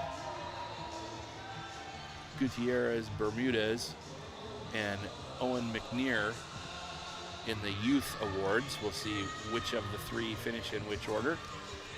In lane 2 of this B and youth final from Mexico, Carlos Roca Hernandez, also from Mexico. It looks like most of the heat is Mexico, and our final swimmer in lane 7 is from Canada. In lane 4, Diego Llamas Rios. In lane 5, Diego Gonzalez Andrade. Lane 6 from Mexico, Angel Castan Gomez, and that is Leo Zhang, who's having a pretty good swim meet here. He has come to this meet from Canada. He's swimming in lane 7.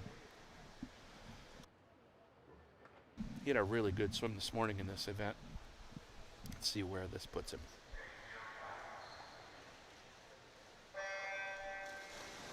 So our combined B and youth final is in the water. We just have 6 of the 8 lanes filled.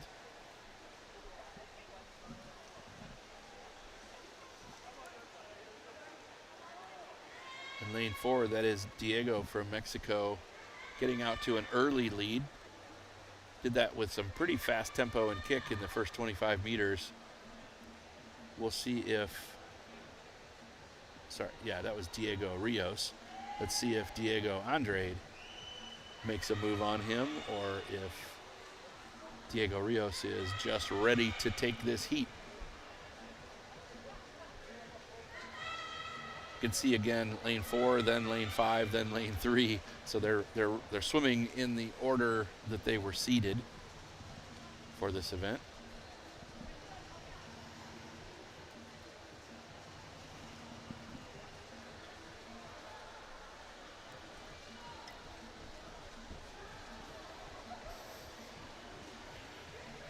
Coming into the 100 turn, that is Diego Rios from Mexico, 1:11.01. He was 37.8 on that 50. Diego Andrade just next to him was 1:12.8. He was 38.05 on that first 50. So for a 400, even though they're not completely even, they're still pretty close to each other. Either could make a move in the second half. We're well into the third 50 of 8 50s. So they've got a long way to go. Now, right around the 2-minute mark is when swimmers will start to settle into a pace that they'll hold until usually the 250 meter distance, somewhere between the 250 and 350 meter distance as far as their race design. So these guys are definitely falling into a pace out in front of the heat. They are both Diego, both from Mexico, 19 and 20 years old. Pretty seasoned veterans in the para swimming world.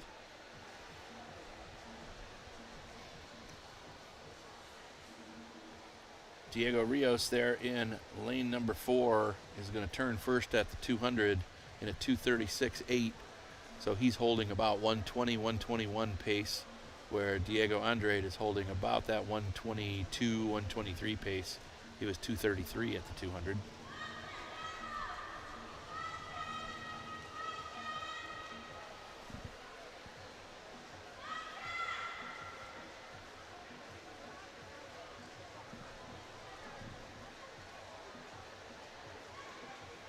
I would love to see Diego in the white cap start to pick up his either his kick speed or put his head down a little bit further, get a little bit more efficient body position, and he would be able to make a move on Diego Rios.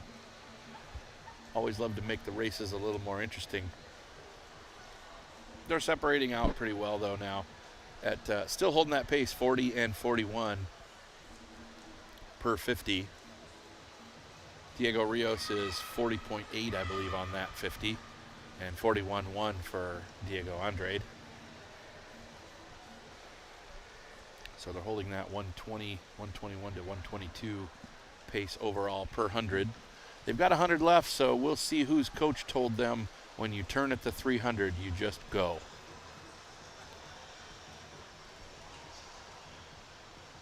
Don't see any increased kick out of Diego Rios. Let's see if Diego Andrade brings a little bit more feet to the race. Diego Andrade there in the red cap, or Diego Rios there in the red cap, is increasing his lead. We'll see what this 50 is. He was holding 40.6 to 40.8 for those other 50s. It'll be about 430, 432 at the 350. Going into this turn, 5 meters left into this turn. He's 432, he's 40.7, so he's holding on to his pace. See, I didn't see much of an increase in tempo or kick. And Diego Andrade is 41.3, so he's actually gone up about 0.2. That happens a lot of times right before you make an aggressive move. Sometimes your time will slow down a 1/10 or 2 right before you start kicking harder, and that's exactly what Diego Andrade is doing. He's certainly bringing in more tempo and more kick. And there's Diego Rios in the red cap there, just about to finish. Now he's brought in his legs in. He could probably do that sooner. He looks like he has the energy that he could have really kicked that entire last 100. He was 5:15 this morning and 5:09 tonight, so he's got to be happy with that difference in his time. And then Diego Andrade was 5:26 this morning. He finishes at 5:20.23. But Diego Rios was holding 40 and 41 throughout the middle 50s of that race, and he brought that last 50 down to 37.1. So I tell you, he could probably spread that out by starting his kick at the 300 mark rather than at the 350. Sometimes my coaching is not welcome, but I'm going to offer it no less.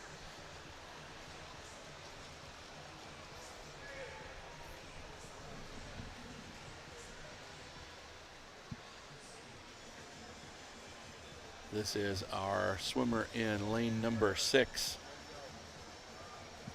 That is Angel de Jesus Castan Gomez from Mexico. He was 6:29.21 this morning. We'll see where he finishes. And coming into the finish in lane 7 right now is Leo Zhang from Canada. He hit the wall in 6:21.83. He was 6:25 this morning, so he goes 4 seconds faster. That's lane 2. Juan Jose Gutierrez Bermuda is one of the Mexican brothers in the swim meet. He was 5:46.11 this morning. Let's see what he goes tonight. He's going to be right at it or maybe a little above it. 5:46.03, so he goes a couple hundredths faster to finish that 400 freestyle. That was our combined and youth 400 freestyle final. So as these guys head out of the pool, you see those last 50s are much faster than they held throughout the races. Diego Rios in lane 4 was 37.1 on his last 50, and he was holding 40s, like 40.3, 40.6 on the 50s before that when he was settled into his pace. He could probably start kicking a little sooner. I'm sure he doesn't want to hear that from a coach, but I believe he has that energy to do that. Sometimes it just takes belief and taking that first risk to make a big move on your time. You can see this. Kick starts to come in, definitely a faster tempo. This is their last 50. You can watch his tempo just pick up faster and faster into that reaching into the wall, into that time, which is about 4 or 5 seconds faster than he swam this morning. Great second time swimming that today, and even some room for improvement available. Our women's 50 freestyle A final will be coming up next. And Ellie Marks she swam a little lighter 400 freestyle tonight than she did this morning. She wants to get really aggressive, and she wanted to have the energy for this 50 freestyle coming up. Mallory Wegeman we saw on the top of the podium out of our first race tonight. We'll see what she can do in the 50 freestyle. Audrey Kim will be in lane 3. Gia Pergolini will swim in lane 4. Olivia Chambers, 21+1 today. Mary Jibb from Canada in lane 6. Sarah Vargas Blanco from Colombia in lane 7. And our Canadian neighbor to the north, Shelby Newkirk, will be swimming in lane number 8. These women have not paraded out. I'm a little ahead of things, but they'll be coming out pretty soon. I heard the start beep, which means the officials have tested the timing system. Here they come out to their starting blocks. Down on the bottom of your screen there, that's Ellie Marks. Next to her, Mallory Wegeman in lane 2. Lane 3, that's Audrey Kim. Lane 4, again, that's Gia Pergolini. Gia Pergolini always has very aggressive racing, so we'll see what she has in store for tonight. The 50 freestyle is the last individual event of the night. Some of these athletes will then head over to regroup with their relays.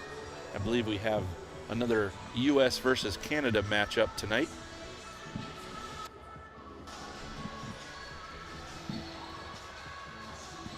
I left off at Gia. Olivia Chambers is in lane 5. Mary Jibb in 6. Sarah Vargas Blanco in 7. And Shelby Newkirk in lane 8. This is your A final of the women's 50-meter freestyle mixed class, S1 to S13.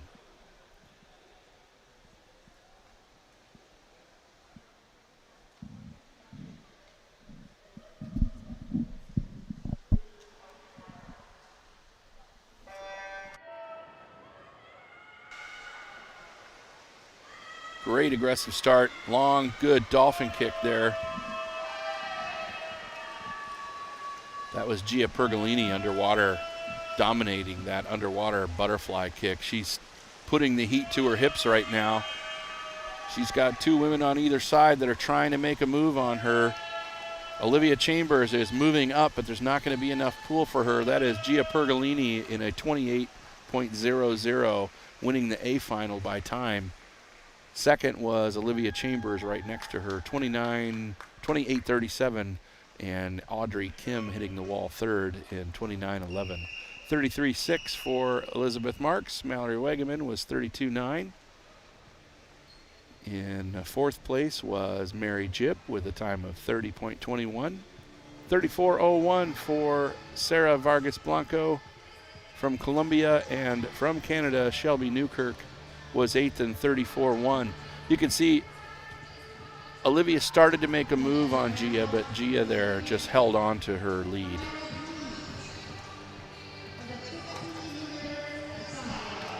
Gia they're both gamers, but Gia just got that from the start.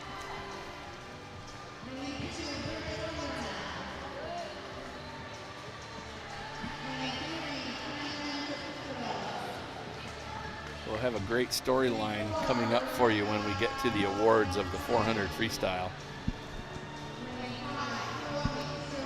One of our swimmers that really had a great swim, but tried to have a relaxed preparation for the 50 free. Ellie Marks actually won the 400 freestyle tonight. And we'll see where she ends up in the 50. That was the first heat, and our second heat is our youth final. Megan Giaffreda, who you saw on the podium earlier tonight from the US, is in lane 1. Britt Conrad is in lane 2. Kanon Fukuda from Japan is in lane 3. Maria Franciscotti in lane 4. Chloe Cederholm on lane 5. Swimming in lane 6, that is Momo Sutton. Michaela Apiestegui from Peru is in lane 7, and from Mexico, Naomi Ortiz Mendez is in lane 8. This is your youth final.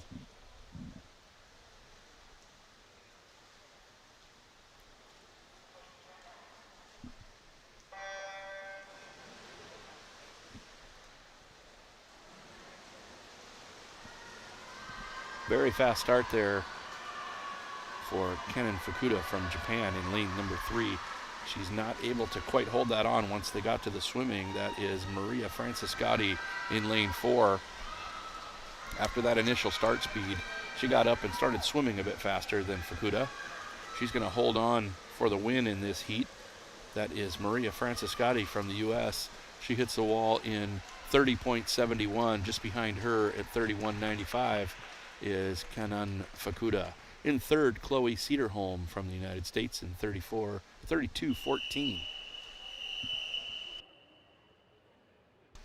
They get that whistle, so the heat is clear and they can get out of the pool. See that start again. Fukuda pushed out in front, and then as soon as they all started swimming, Maria Franciscotti took over and did not let anybody catch her.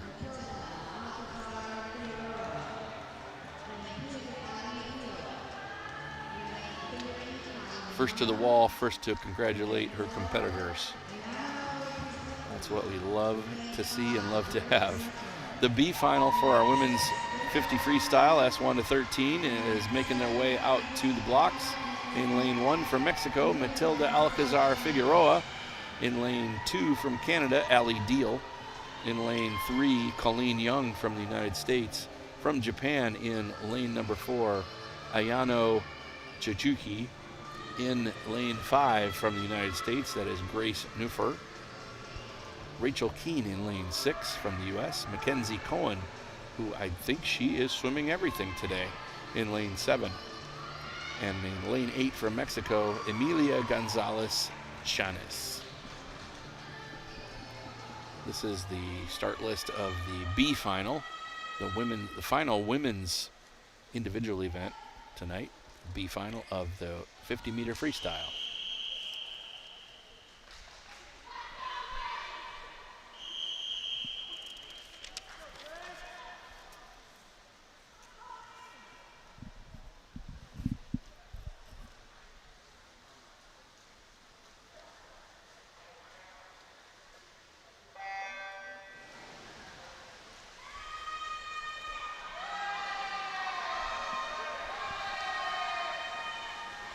Lane 3, 4, and 5 are pretty even out of the start.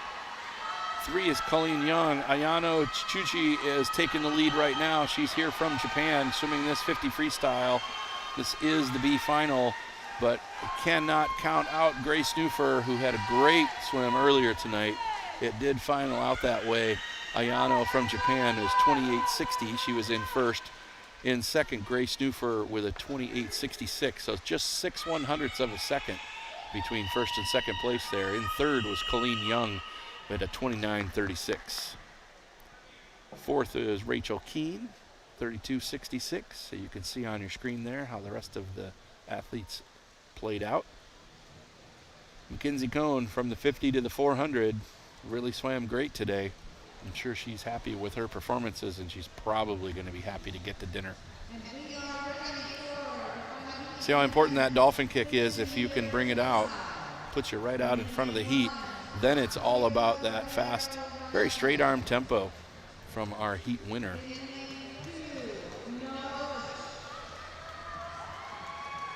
Looked like that last 5 meters, she just made sure she got to that wall first with a last little tempo jump. Our men's A final is up next.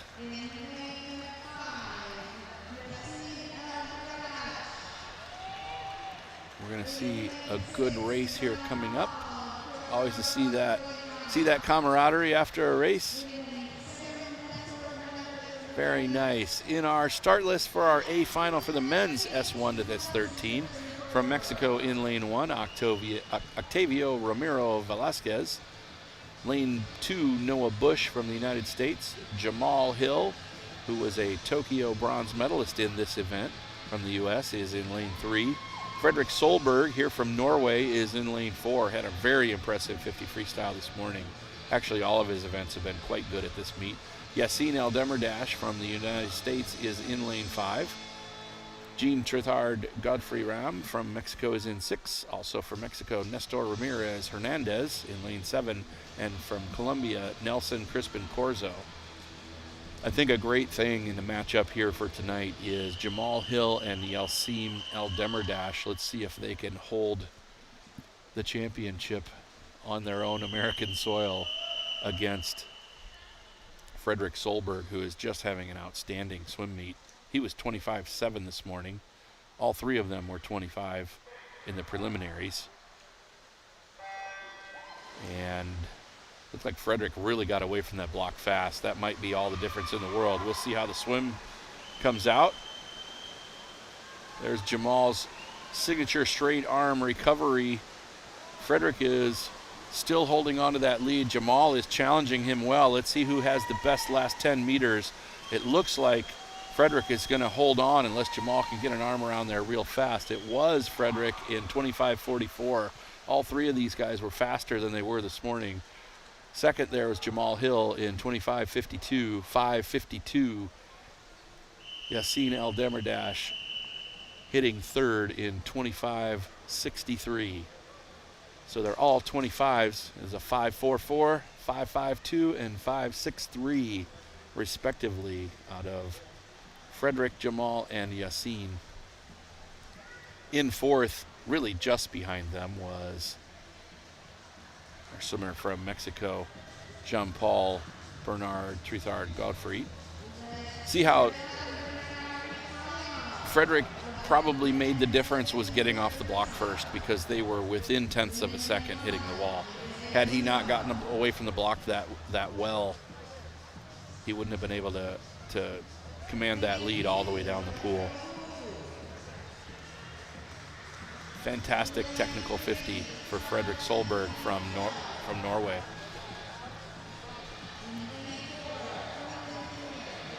"50 freestyle is about lining up all the parts, and Fredrik pulled that off tonight. Outstanding. Swimming in our youth final in lane 1 from Peru, Aseas Sono. Also from Peru in lane 2, Rodrigo Wu. Charlie Giamichel from Canada in lane number 3. Owen McNear from the United States in lane 4. Ryan Eidelman from the United States in lane 5. From lane 6, in lane 6 from Costa Rica, Nathan Alfaro. And rounding out this heat from Canada, Leo Zhang.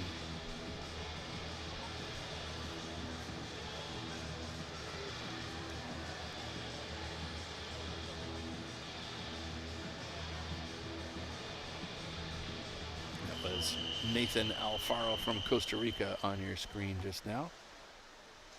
So we get a little hand up and probably some balance from a coach assist. And then in lane 1, there's a coach assist.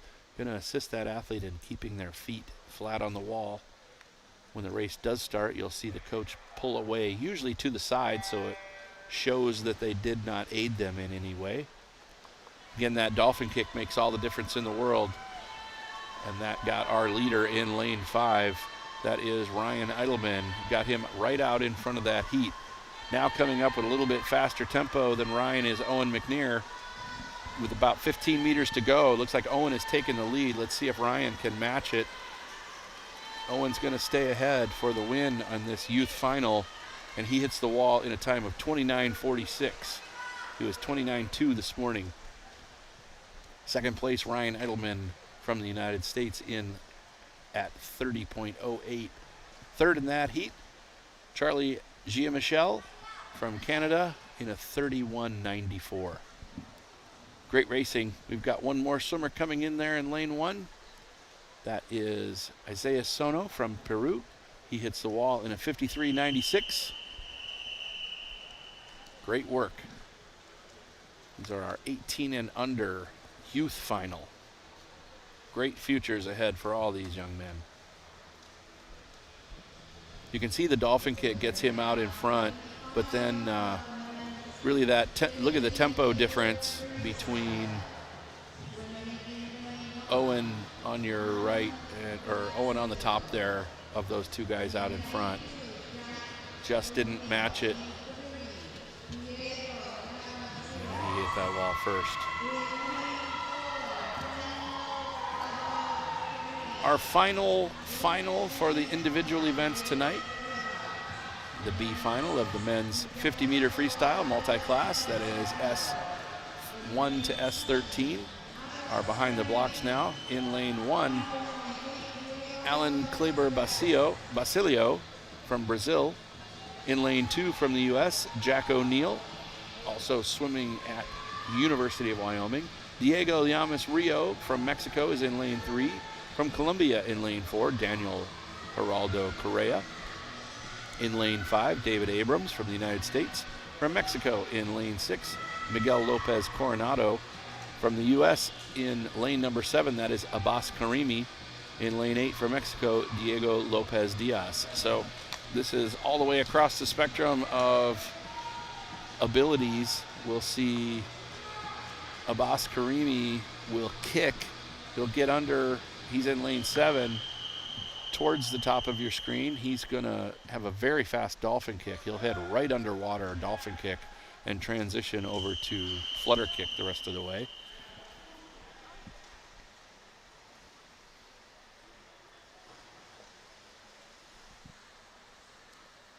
Jack O'Neill in 2 there has taken advantage of a backstroke style start. Looks like he's going to probably do backstroke in this race. And he does do backstroke in this race. The Abbas at the top of your screen. It's pretty impressive that he's doing this in the style he is and being competitive in the heat. He's gone to a flutter kick, but out in the middle of the pool in lanes 4 and 5, your leaders, Daniel Correa and David Abrams. Correa looks like he's going to have an edge unless David can get in there and finish a little bit faster tempo, longer finish. It is Daniel Geraldo Correa in a 26.28. Second in that heat from the U.S. is David Abrams in 26.65. Third place, Diego Llamas Rios from Mexico in 28.63. Outstanding finish here in lane 8. Our last swimmer, individual swimmer of the night, 49.91. That is Diego Lopez Diaz from Mexico. Good swims throughout.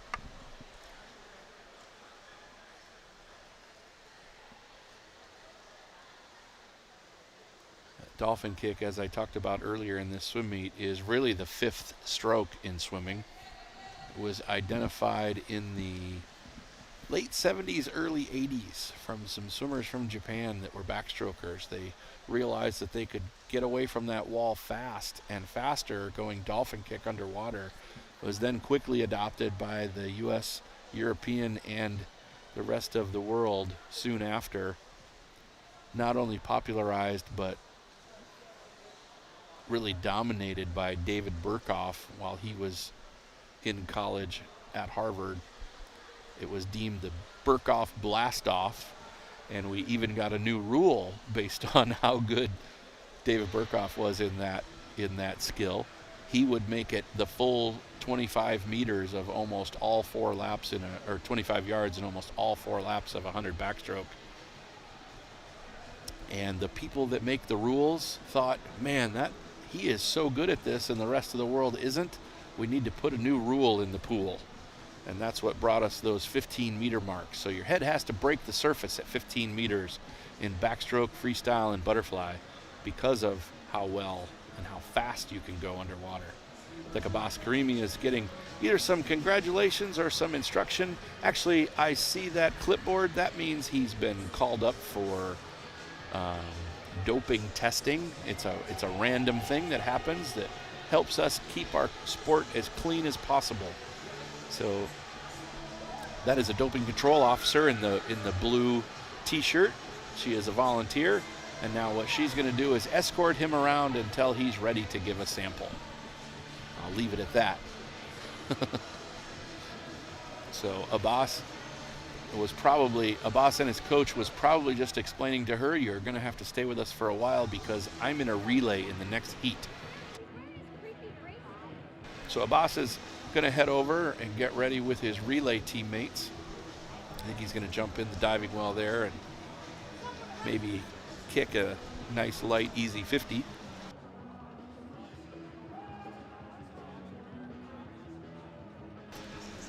looks like that's exactly what he's going to do. His 2 coaches there from Swim Fort Lauderdale. Guy with the backpack, that's Marty Hendricks. And Marty's new assistant coach that is helping him work out the puzzle that is training Abbas. So I think they're a little bit on the learning curve in the doping control. They know, the swimmer can do whatever the swimmer is ready to do. They just need to have eyes on them until they do their doping sample. Tell you, the doping control officers here at this meet, they are the good guys of the sport, keeping it clean. And Abbas has an opportunity now to prove how clean our sport is. You are watching the World Paraswimming World Series here in Indianapolis. It is brought to you by Citi. This is the American stop on the tour. See that logoed backstroke flag. If you're really new to swimming, the reason that those flags are at 5 meters away from the wall is so that backstrokers who don't have a view of where the wall is, when they pass under those flags, they know that they're 5 meters from the wall. That way we avoid head injuries and have fast finishes and fast turns. So that's the other marker is the red solid lane lines. Those are 5 meters from the finish. And that's how every pool is. In a 50-meter pool, those flags are 5 meters away from the wall. In scholastic swimming and American short course swimming, they're in 25-yard pools. Those flags are 5 yards from the wall. So backstrokers have to be very alert in their preparations at each meet. And remember, it's yards in a yards pool and meters in a meters pool. So we're getting ready for our relay heat. Excuse me, our first heat is just a U.S. relay.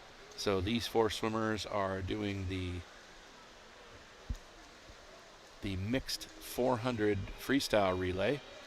So we'll see how fast they could go. Taz Pagonis, I believe, is leading off. David Abrams will be going second, Evan Wilkerson third, and Olivia Chambers, or the nickname I've given her, is 21+1. Her name changes tomorrow to 21+2. She had a birthday yesterday she didn't want anybody to know about, and I am not going to let anybody forget it.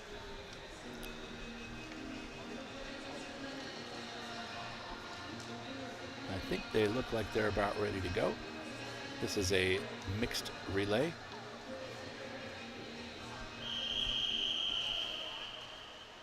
Taz swims in the VI classification, is visually impaired.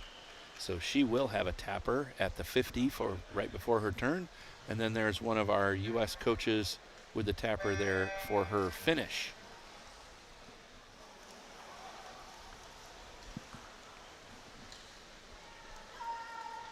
It's not a matter of who's going to win. It's a matter of how fast are these 4 swimmers going to go. So Taz is off to a very good looking start. Freestyle's out in front. You can see as soon as her hand starts to drop, her elbows stay up high. That is an outstanding freestyle technique. That is it's called a high elbow catch, where you're really grabbing onto the water about as efficiently as possible. She turns at 32.93, holding that pace. You can see that even better, the shape of her pull, and that also sets you up for nice high elbows on your catch, which is as much as you're not relaxing when you're sprinting 100 freestyle, that's about as relaxed as you can get your arms when they're recovering through the air towards your next stroke. You can see her coach here has got the tapper. We'll see where she gets tapped, whether it's 1 stroke or a stroke and a half away from the wall. And then she'll have to hit the wall, and our next swimmer will go in. Looks like she likes to have that in the wall in the stroke that she's reaching on. Did you notice that tapper? Now Taz is so well schooled in her where she is in the pool, even though she can't see the wall coming up. She knows her stroke count, so she knows where she is in the wall.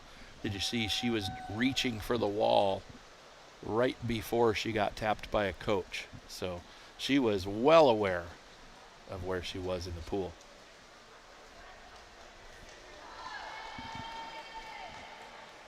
This is David Abrams, swimming second in this U.S. mixed 400-meter freestyle relay.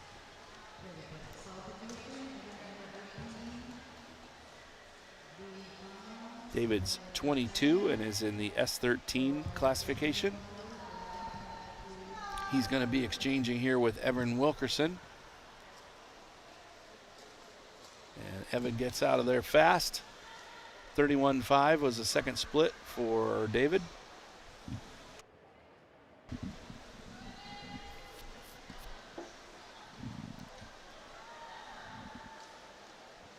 Evan's got that pretty close to straight arm recovery. My Coach John muscles are flexing a little bit. He's always got one hand out in front, but there's a little bit of a gap there where his head is leading his freestyle. If he can speed up those recovery arms and get a little bit more weight out in front in the air, then you'll see him rotate rather than, you can see his hips kind of moving a little bit side to side and up and down. I'm sure he's hearing that daily from his coach, but sometimes the rules are all out and it's just time to race, and Evan Wilkerson is doing an outstanding job of that.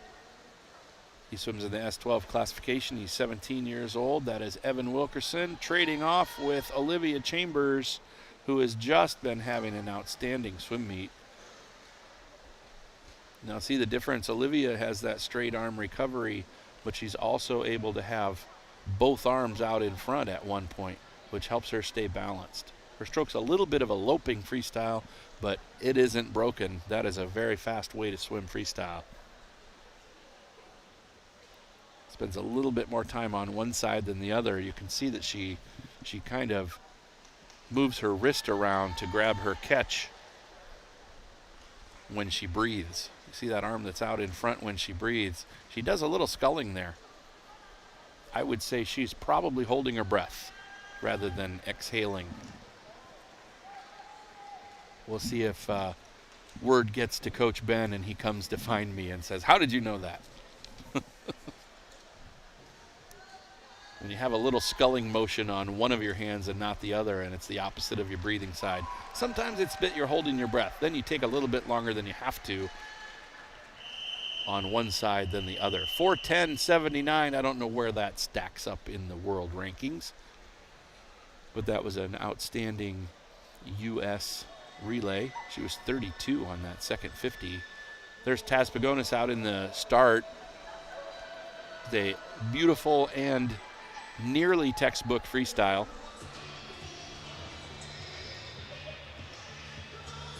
She got that tap at the finish, but she may not have needed it. I think she knew exactly where she was in the pool. Transfers it over to David Abrams. There's his 50 turn. And the exchange off to Evan Wilkerson. As we recap this race, he gets tapped down at the 50.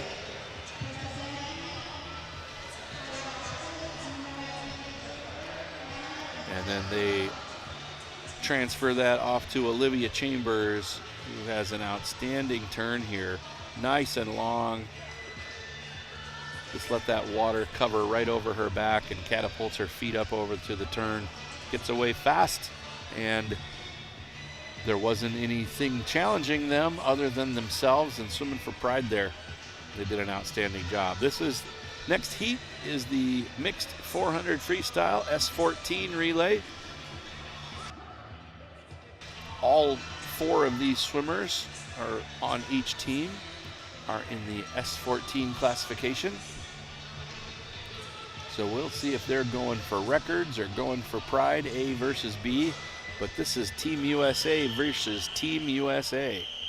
The A team in lane 4 is made up of Lawrence Sapp, Trevor Lukasco, Piper Sadowski, and Abby Kershaw. The B team is Tessa Nagy, Tyler Austin, Maggie Scherter, and Jeff Levitt. All 8 of these swimming athletes have had outstanding meets.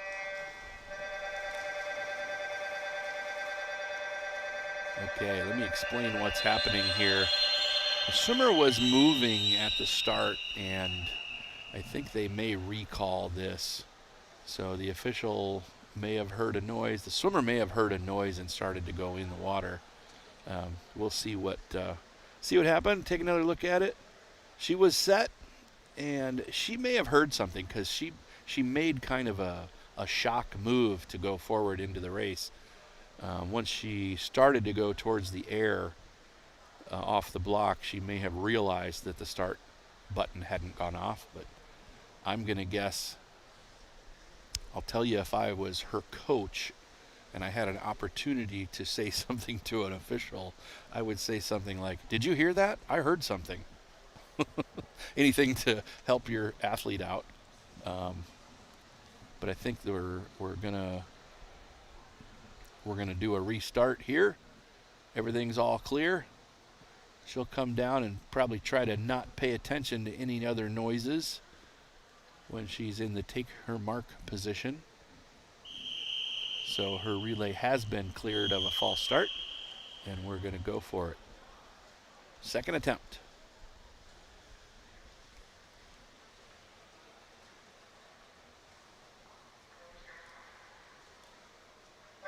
There she was quite still, and that was a very safe start. So she didn't lose her balance in that first one. I wonder if she must have heard something, because she did have a little shock motion right before she went before that start. This is Lawrence Sapp out in front there, Team A from the USA. And that is Tessa in lane 5. Had a good conversation with Tessa's dad this morning down on deck. I wanted to make sure that I'm saying the name right. They pronounce their last name Nagy. I also know another Hungarian swimming coach. He's a very famous breaststroke coach, Robert Nagy, which is the probably more accepted Hungarian pronunciation. But this is Tessa Nagy behind Lawrence Sapp, Team A versus Team B. This is for U.S. National Team Pride. We'll see which team gets out there first to the wall. It's a mixed relay, so a lot of lead changes can happen. The A team has got quite a lead right now, but that can be gobbled up in any given swimmer. They're about 40 meters ahead at the 100. Tessa was 1:17.32.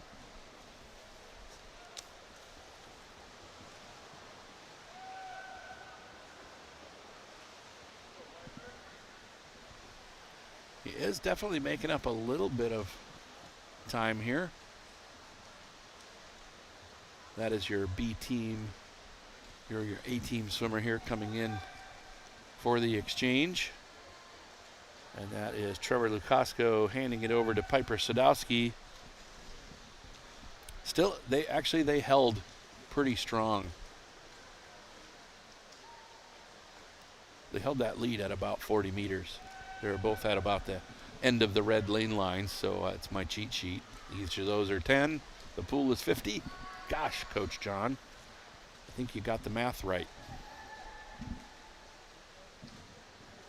Piper's making up some ground here as Tyler Austin is going to hand off to Maggie Scherder here. Let's see what Maggie's got in the tank. It's now about 45-meter lead in lane 4 from the A team. The lane 5, looking at their seed times, is a no time. And lane 4 entered with no time, lane 5 entered with no time, but lane 5 entered with an X no time, so they could be just swimming this exhibition. I'll have to refer to the pros down on deck that are running the meet and see what the deal is there. Last exchange there in lane number 4, that is the A team. Piper Sadowski handing it off to Abby Kershaw. There's Abby Kershaw. Again, I'm not just complimenting to compliment, but I don't think I've seen any bad swims yet this weekend.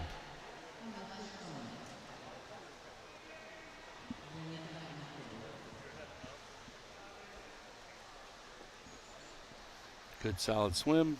She's got 50 meters to go for this win in the mixed 400-meter freestyle relay, S14.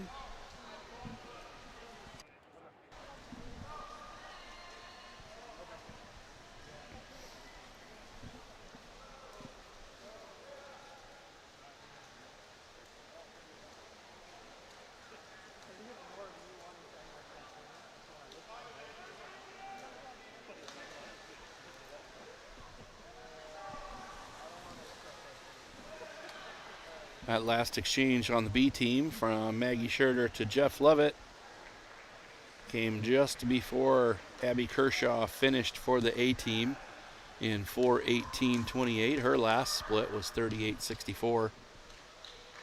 There's Jeff Lovett. Got about 5 meters into his turn, 50 meters to go.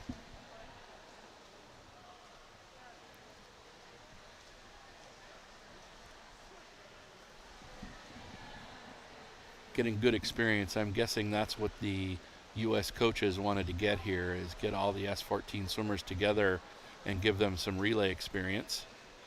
It wasn't a close race, so that was a true A team, B team setup.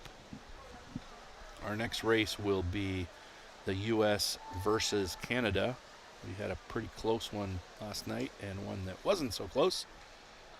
That's going to be the 4x50 medley relay. So they will each swim 50 meters in this order: backstroke, breaststroke, butterfly, freestyle.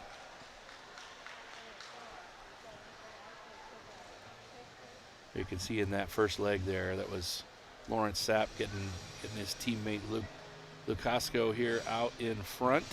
There's their exchange. Went a little sideways on that entry. That'll slow him down a little bit, but not really in that relay.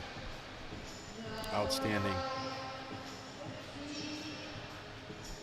And there's Trevor's handoff to Piper. That's Piper Sadowski. There she is at the 50 turn. Nice long stroke. 5 meters left to that last exchange from Piper to Abby Kershaw, who was the anchor on that USA team relay. And here we are back up to speed at the start list for the final.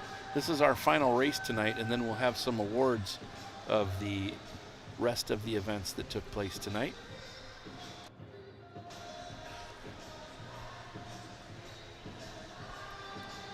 In lane 4, that's Team USA. In lane 5 is Canada. And I do have names along the way.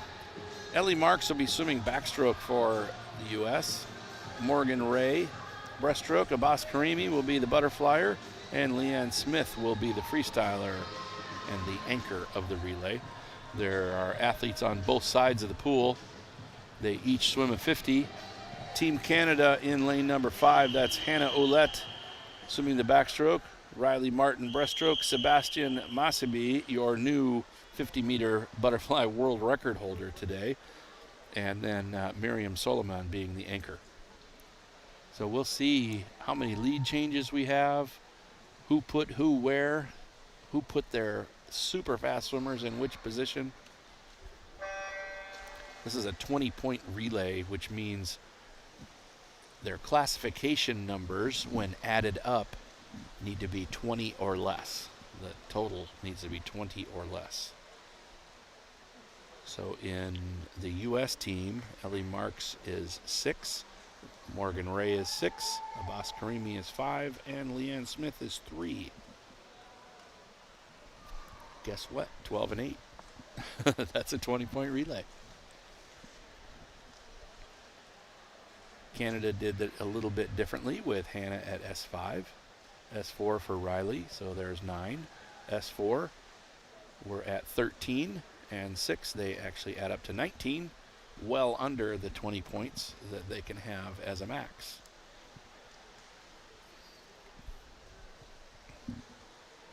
Morgan Ray there from the United States. He does that double pull breaststroke, as I talked about earlier, for his body length. It makes a lot of sense to do 2 full pulls before you come up to breathe. When you come up to breathe, you really pull your body a little bit out of position.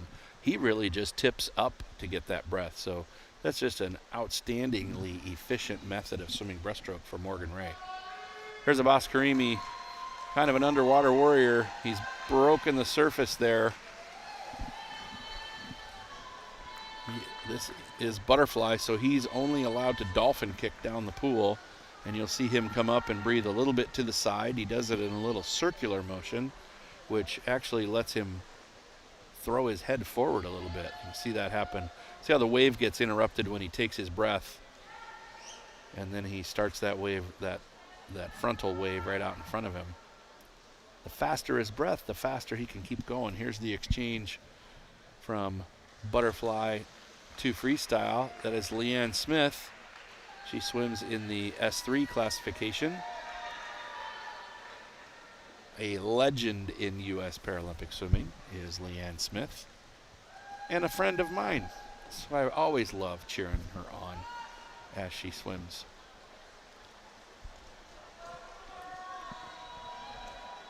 Canadian butterflyer there. That is Sebastian Masabi. He's the guy that broke the world record. He went under that world record twice today. The one that stands is the one that he swam this morning. He gets that last breath, I think, before he gets into the finish. Boom, great exchange for Canada. U.S. has got the race won well in hand, but Canada is swimming so well in this. Here's Leanne Smith with about 2 strokes left. She gets into the wall, 2:55.73. Outstanding swim for Team USA. High fives all around. And these 2 swimmers will stay in the pool until their team is finished, and then they'll make their way over to the side. While they're doing that, it looks like they're getting the awards set up and ready to go for our 400 freestyle and 50 freestylers. All the athletes are in. That's Team USA in first. Leanne's split was 57.4, and Miriam's split was 42.25. 2:55.7 for the U.S. See that start. Ellie got away pretty fast there. We'll see how her 50 backstroke time matches up internationally. She has won gold medals and broken world records in the backstroke. She's not been racing a lot of backstroke lately. I've worked with her a little bit, and I'm working with her coach, who is her husband. So I see them every morning at the U.S. Olympic and Paralympic Training Center at their morning practice with the resident team. A long time ago, I was one of the first coaches that was able to watch Ellie swim in practice when she first entered the sport of swimming, kind of finding her way in her recovery. And it was very clear to her coach, Dave Dennison, and I, who was volunteering and helping out David in those years back around 2012, 2013, it was very obvious when we saw Ellie touch the water that something magic was happening. And she has matched that magic level with a level of hard work that has taken her around the world in the pool. And she's landed on many, many podiums.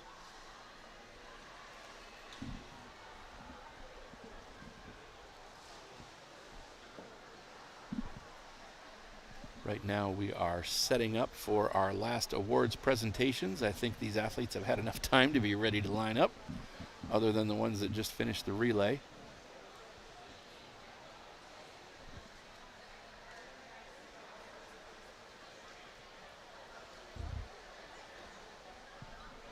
We'll do our women's A final, our women's youth, then our men's A final and our men's youth awards.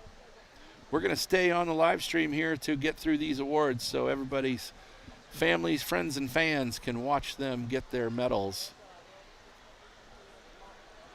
Our first presenter is heading out to the awards area.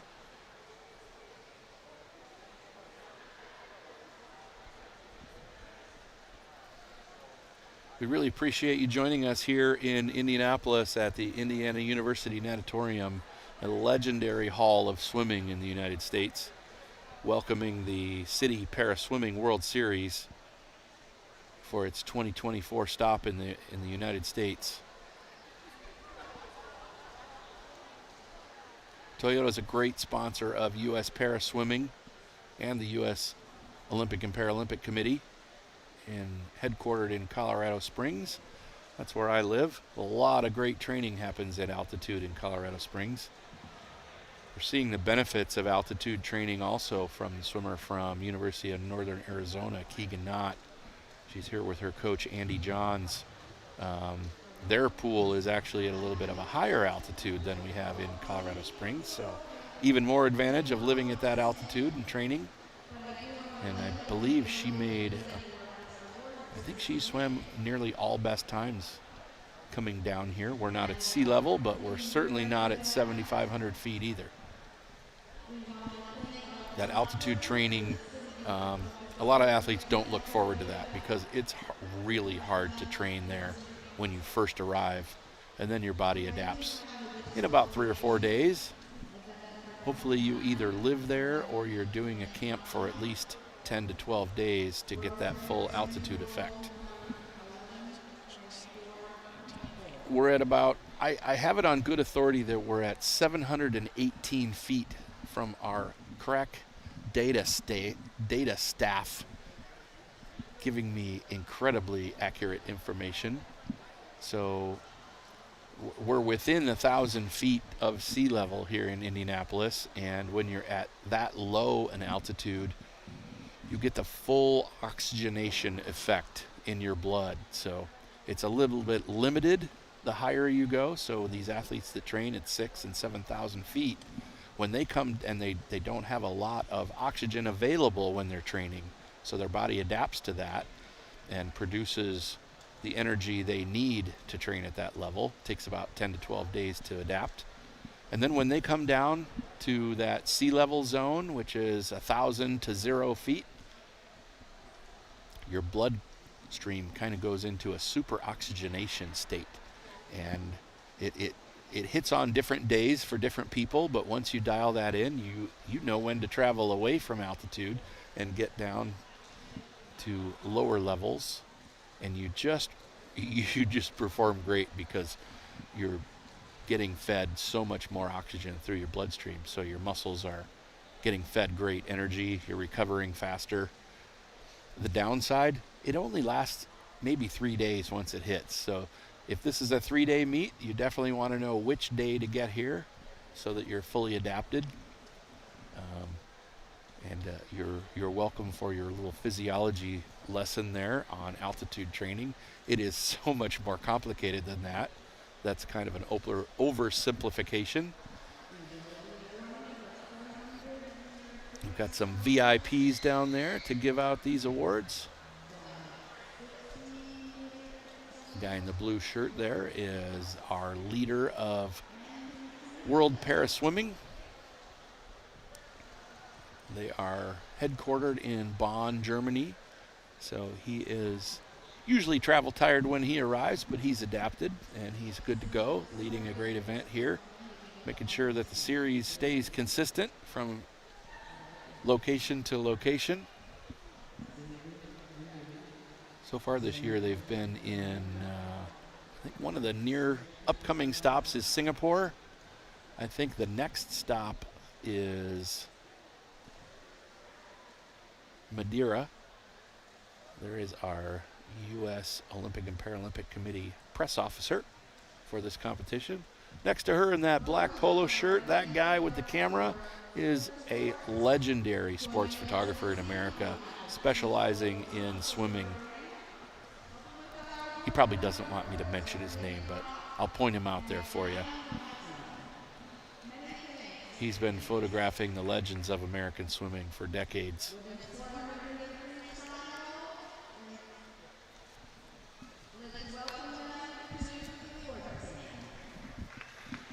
We're bringing our medalists out to the award stand as I shoot through my paperwork here.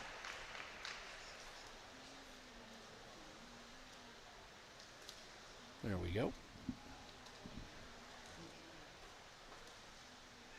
In the women's 400-meter freestyle, Jessica Long finished in third place. Jessica finished the meet a while back, so she may have already headed off to dinner. Taz Pagonis there in second place. She is 19 years old. Went 5:04.08 and 950 points. Remember, I was telling you I talked to Elizabeth Marks and gave her a little advice to step down her 400 freestyle as she was preparing for the 50. Well, she stepped it down in her perceived effort. She ended up winning the event in 972, swimming a 5:19.62. So I can't wait to get down on deck and say, way to step it down there, champ. Next up will be our Youth Award. The youth is defined as 18 and under.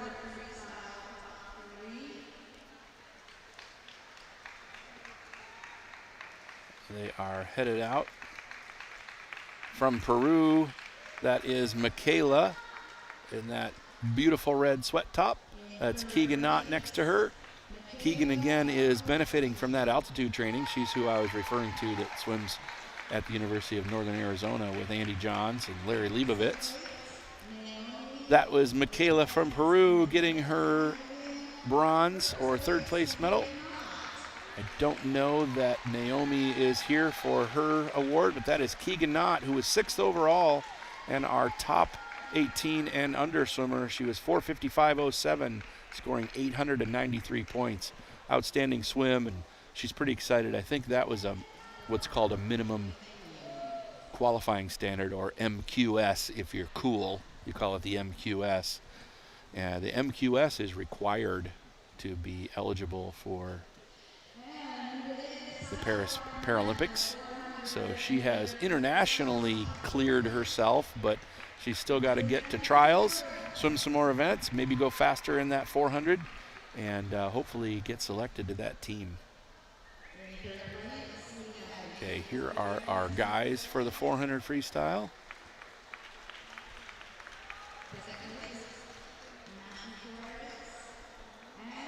That was Jesus Gutierrez Bermudez. Matthew Torres is second. Matthew getting his award. And Noah Jaffe. Noah Jaffe won that. Matthew Torres was second. And Jesus Gutierrez Bermudez just edged out his older brother. I'm sure he doesn't want to hear that. 5:19 to 5:22. And in points, he edged out his brother 860 to 836. Our youth awards coming up next.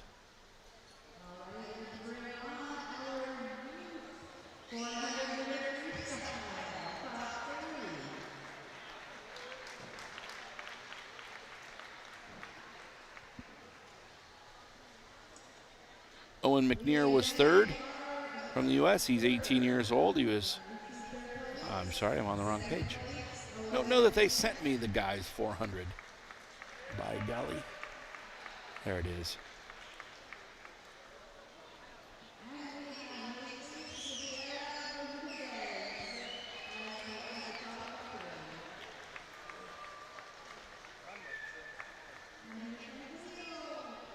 Jesus Gutierrez Bermudez was your 18 and under champion. Next, Owen McNair. And in third, I believe that's Leo Zhang from Canada. Did they get that picture? Put that smile up and take that smile right back down. Okay, coach, take me to dinner. This was a long day. I swam 2 400s.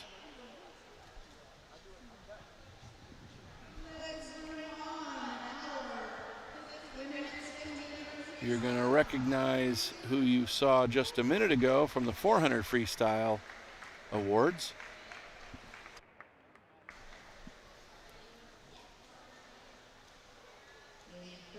In third place, that's Shelby Newkirk from Canada. She scored 942 points in the 50 freestyle at a 34-13. Mallory Wegeman was second in the points in that race.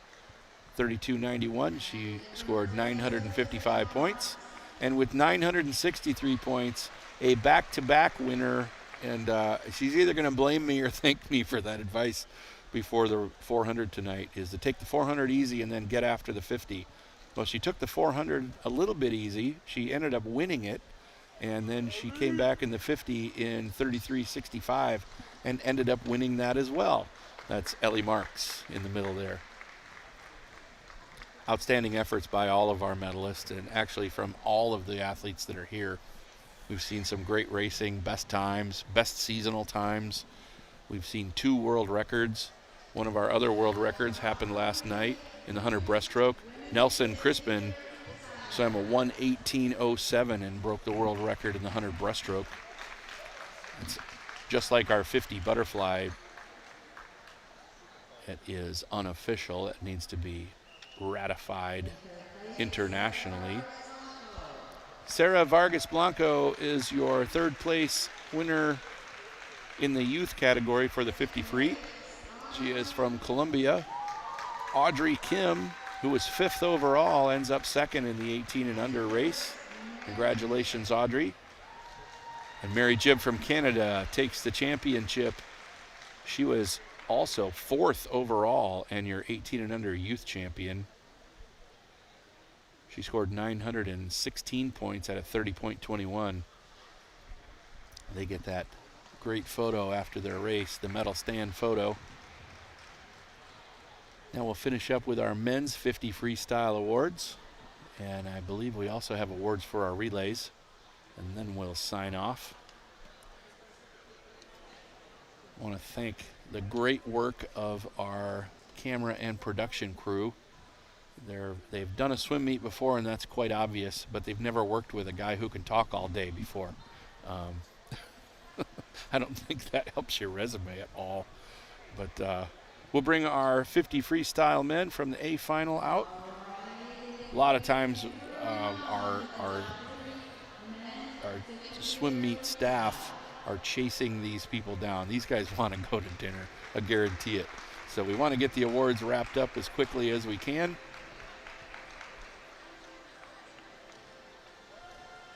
Looks like we just moved on to the relay. So the U.S. wins that first mixed relay.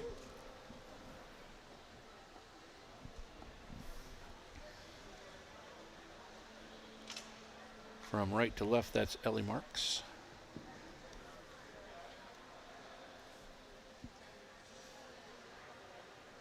Leanne Smith, Abbas Karimi, and Morgan Ray. So I don't know if awards were given for the first 2 relays, as one was exhibition, and that only leaves 1 relay in contention for a medal in the S14 relays, so they may not get a reward. And the event 19 400 4x100 free relay, 49 point. There was only one relay in that, so an uncontested race may not get awards. Not sure on that, but it's a pretty strong guess. But this is your A relay from the United States. Ellie Marks, Morgan Ray, Abbas Karimi, and Leanne Smith getting that smile. I think they saved the traditional bite the medal for the Paralympic Games, so let's hope that we can see that in Paris this summer.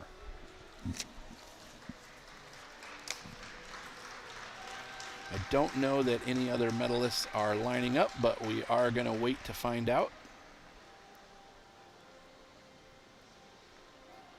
I see the press officer walking away, so that's usually a pretty good indication that we're finished. I see our meet director down there giving me the cut it off signal. I want to thank you so much for tuning in at the Citi Para Swimming World Series in 2024 here in Indianapolis. Hey, they're still bringing energy. That might be recorded from earlier because everybody's energy right now is going to dinner. Thanks for tuning in. We hope to see you tomorrow on our final day. Prelims start at 9 a.m. Finals at 5. That's Eastern United States time. We were having a great swim meet. Tune back in or get in the car and be here. Thanks so much for watching.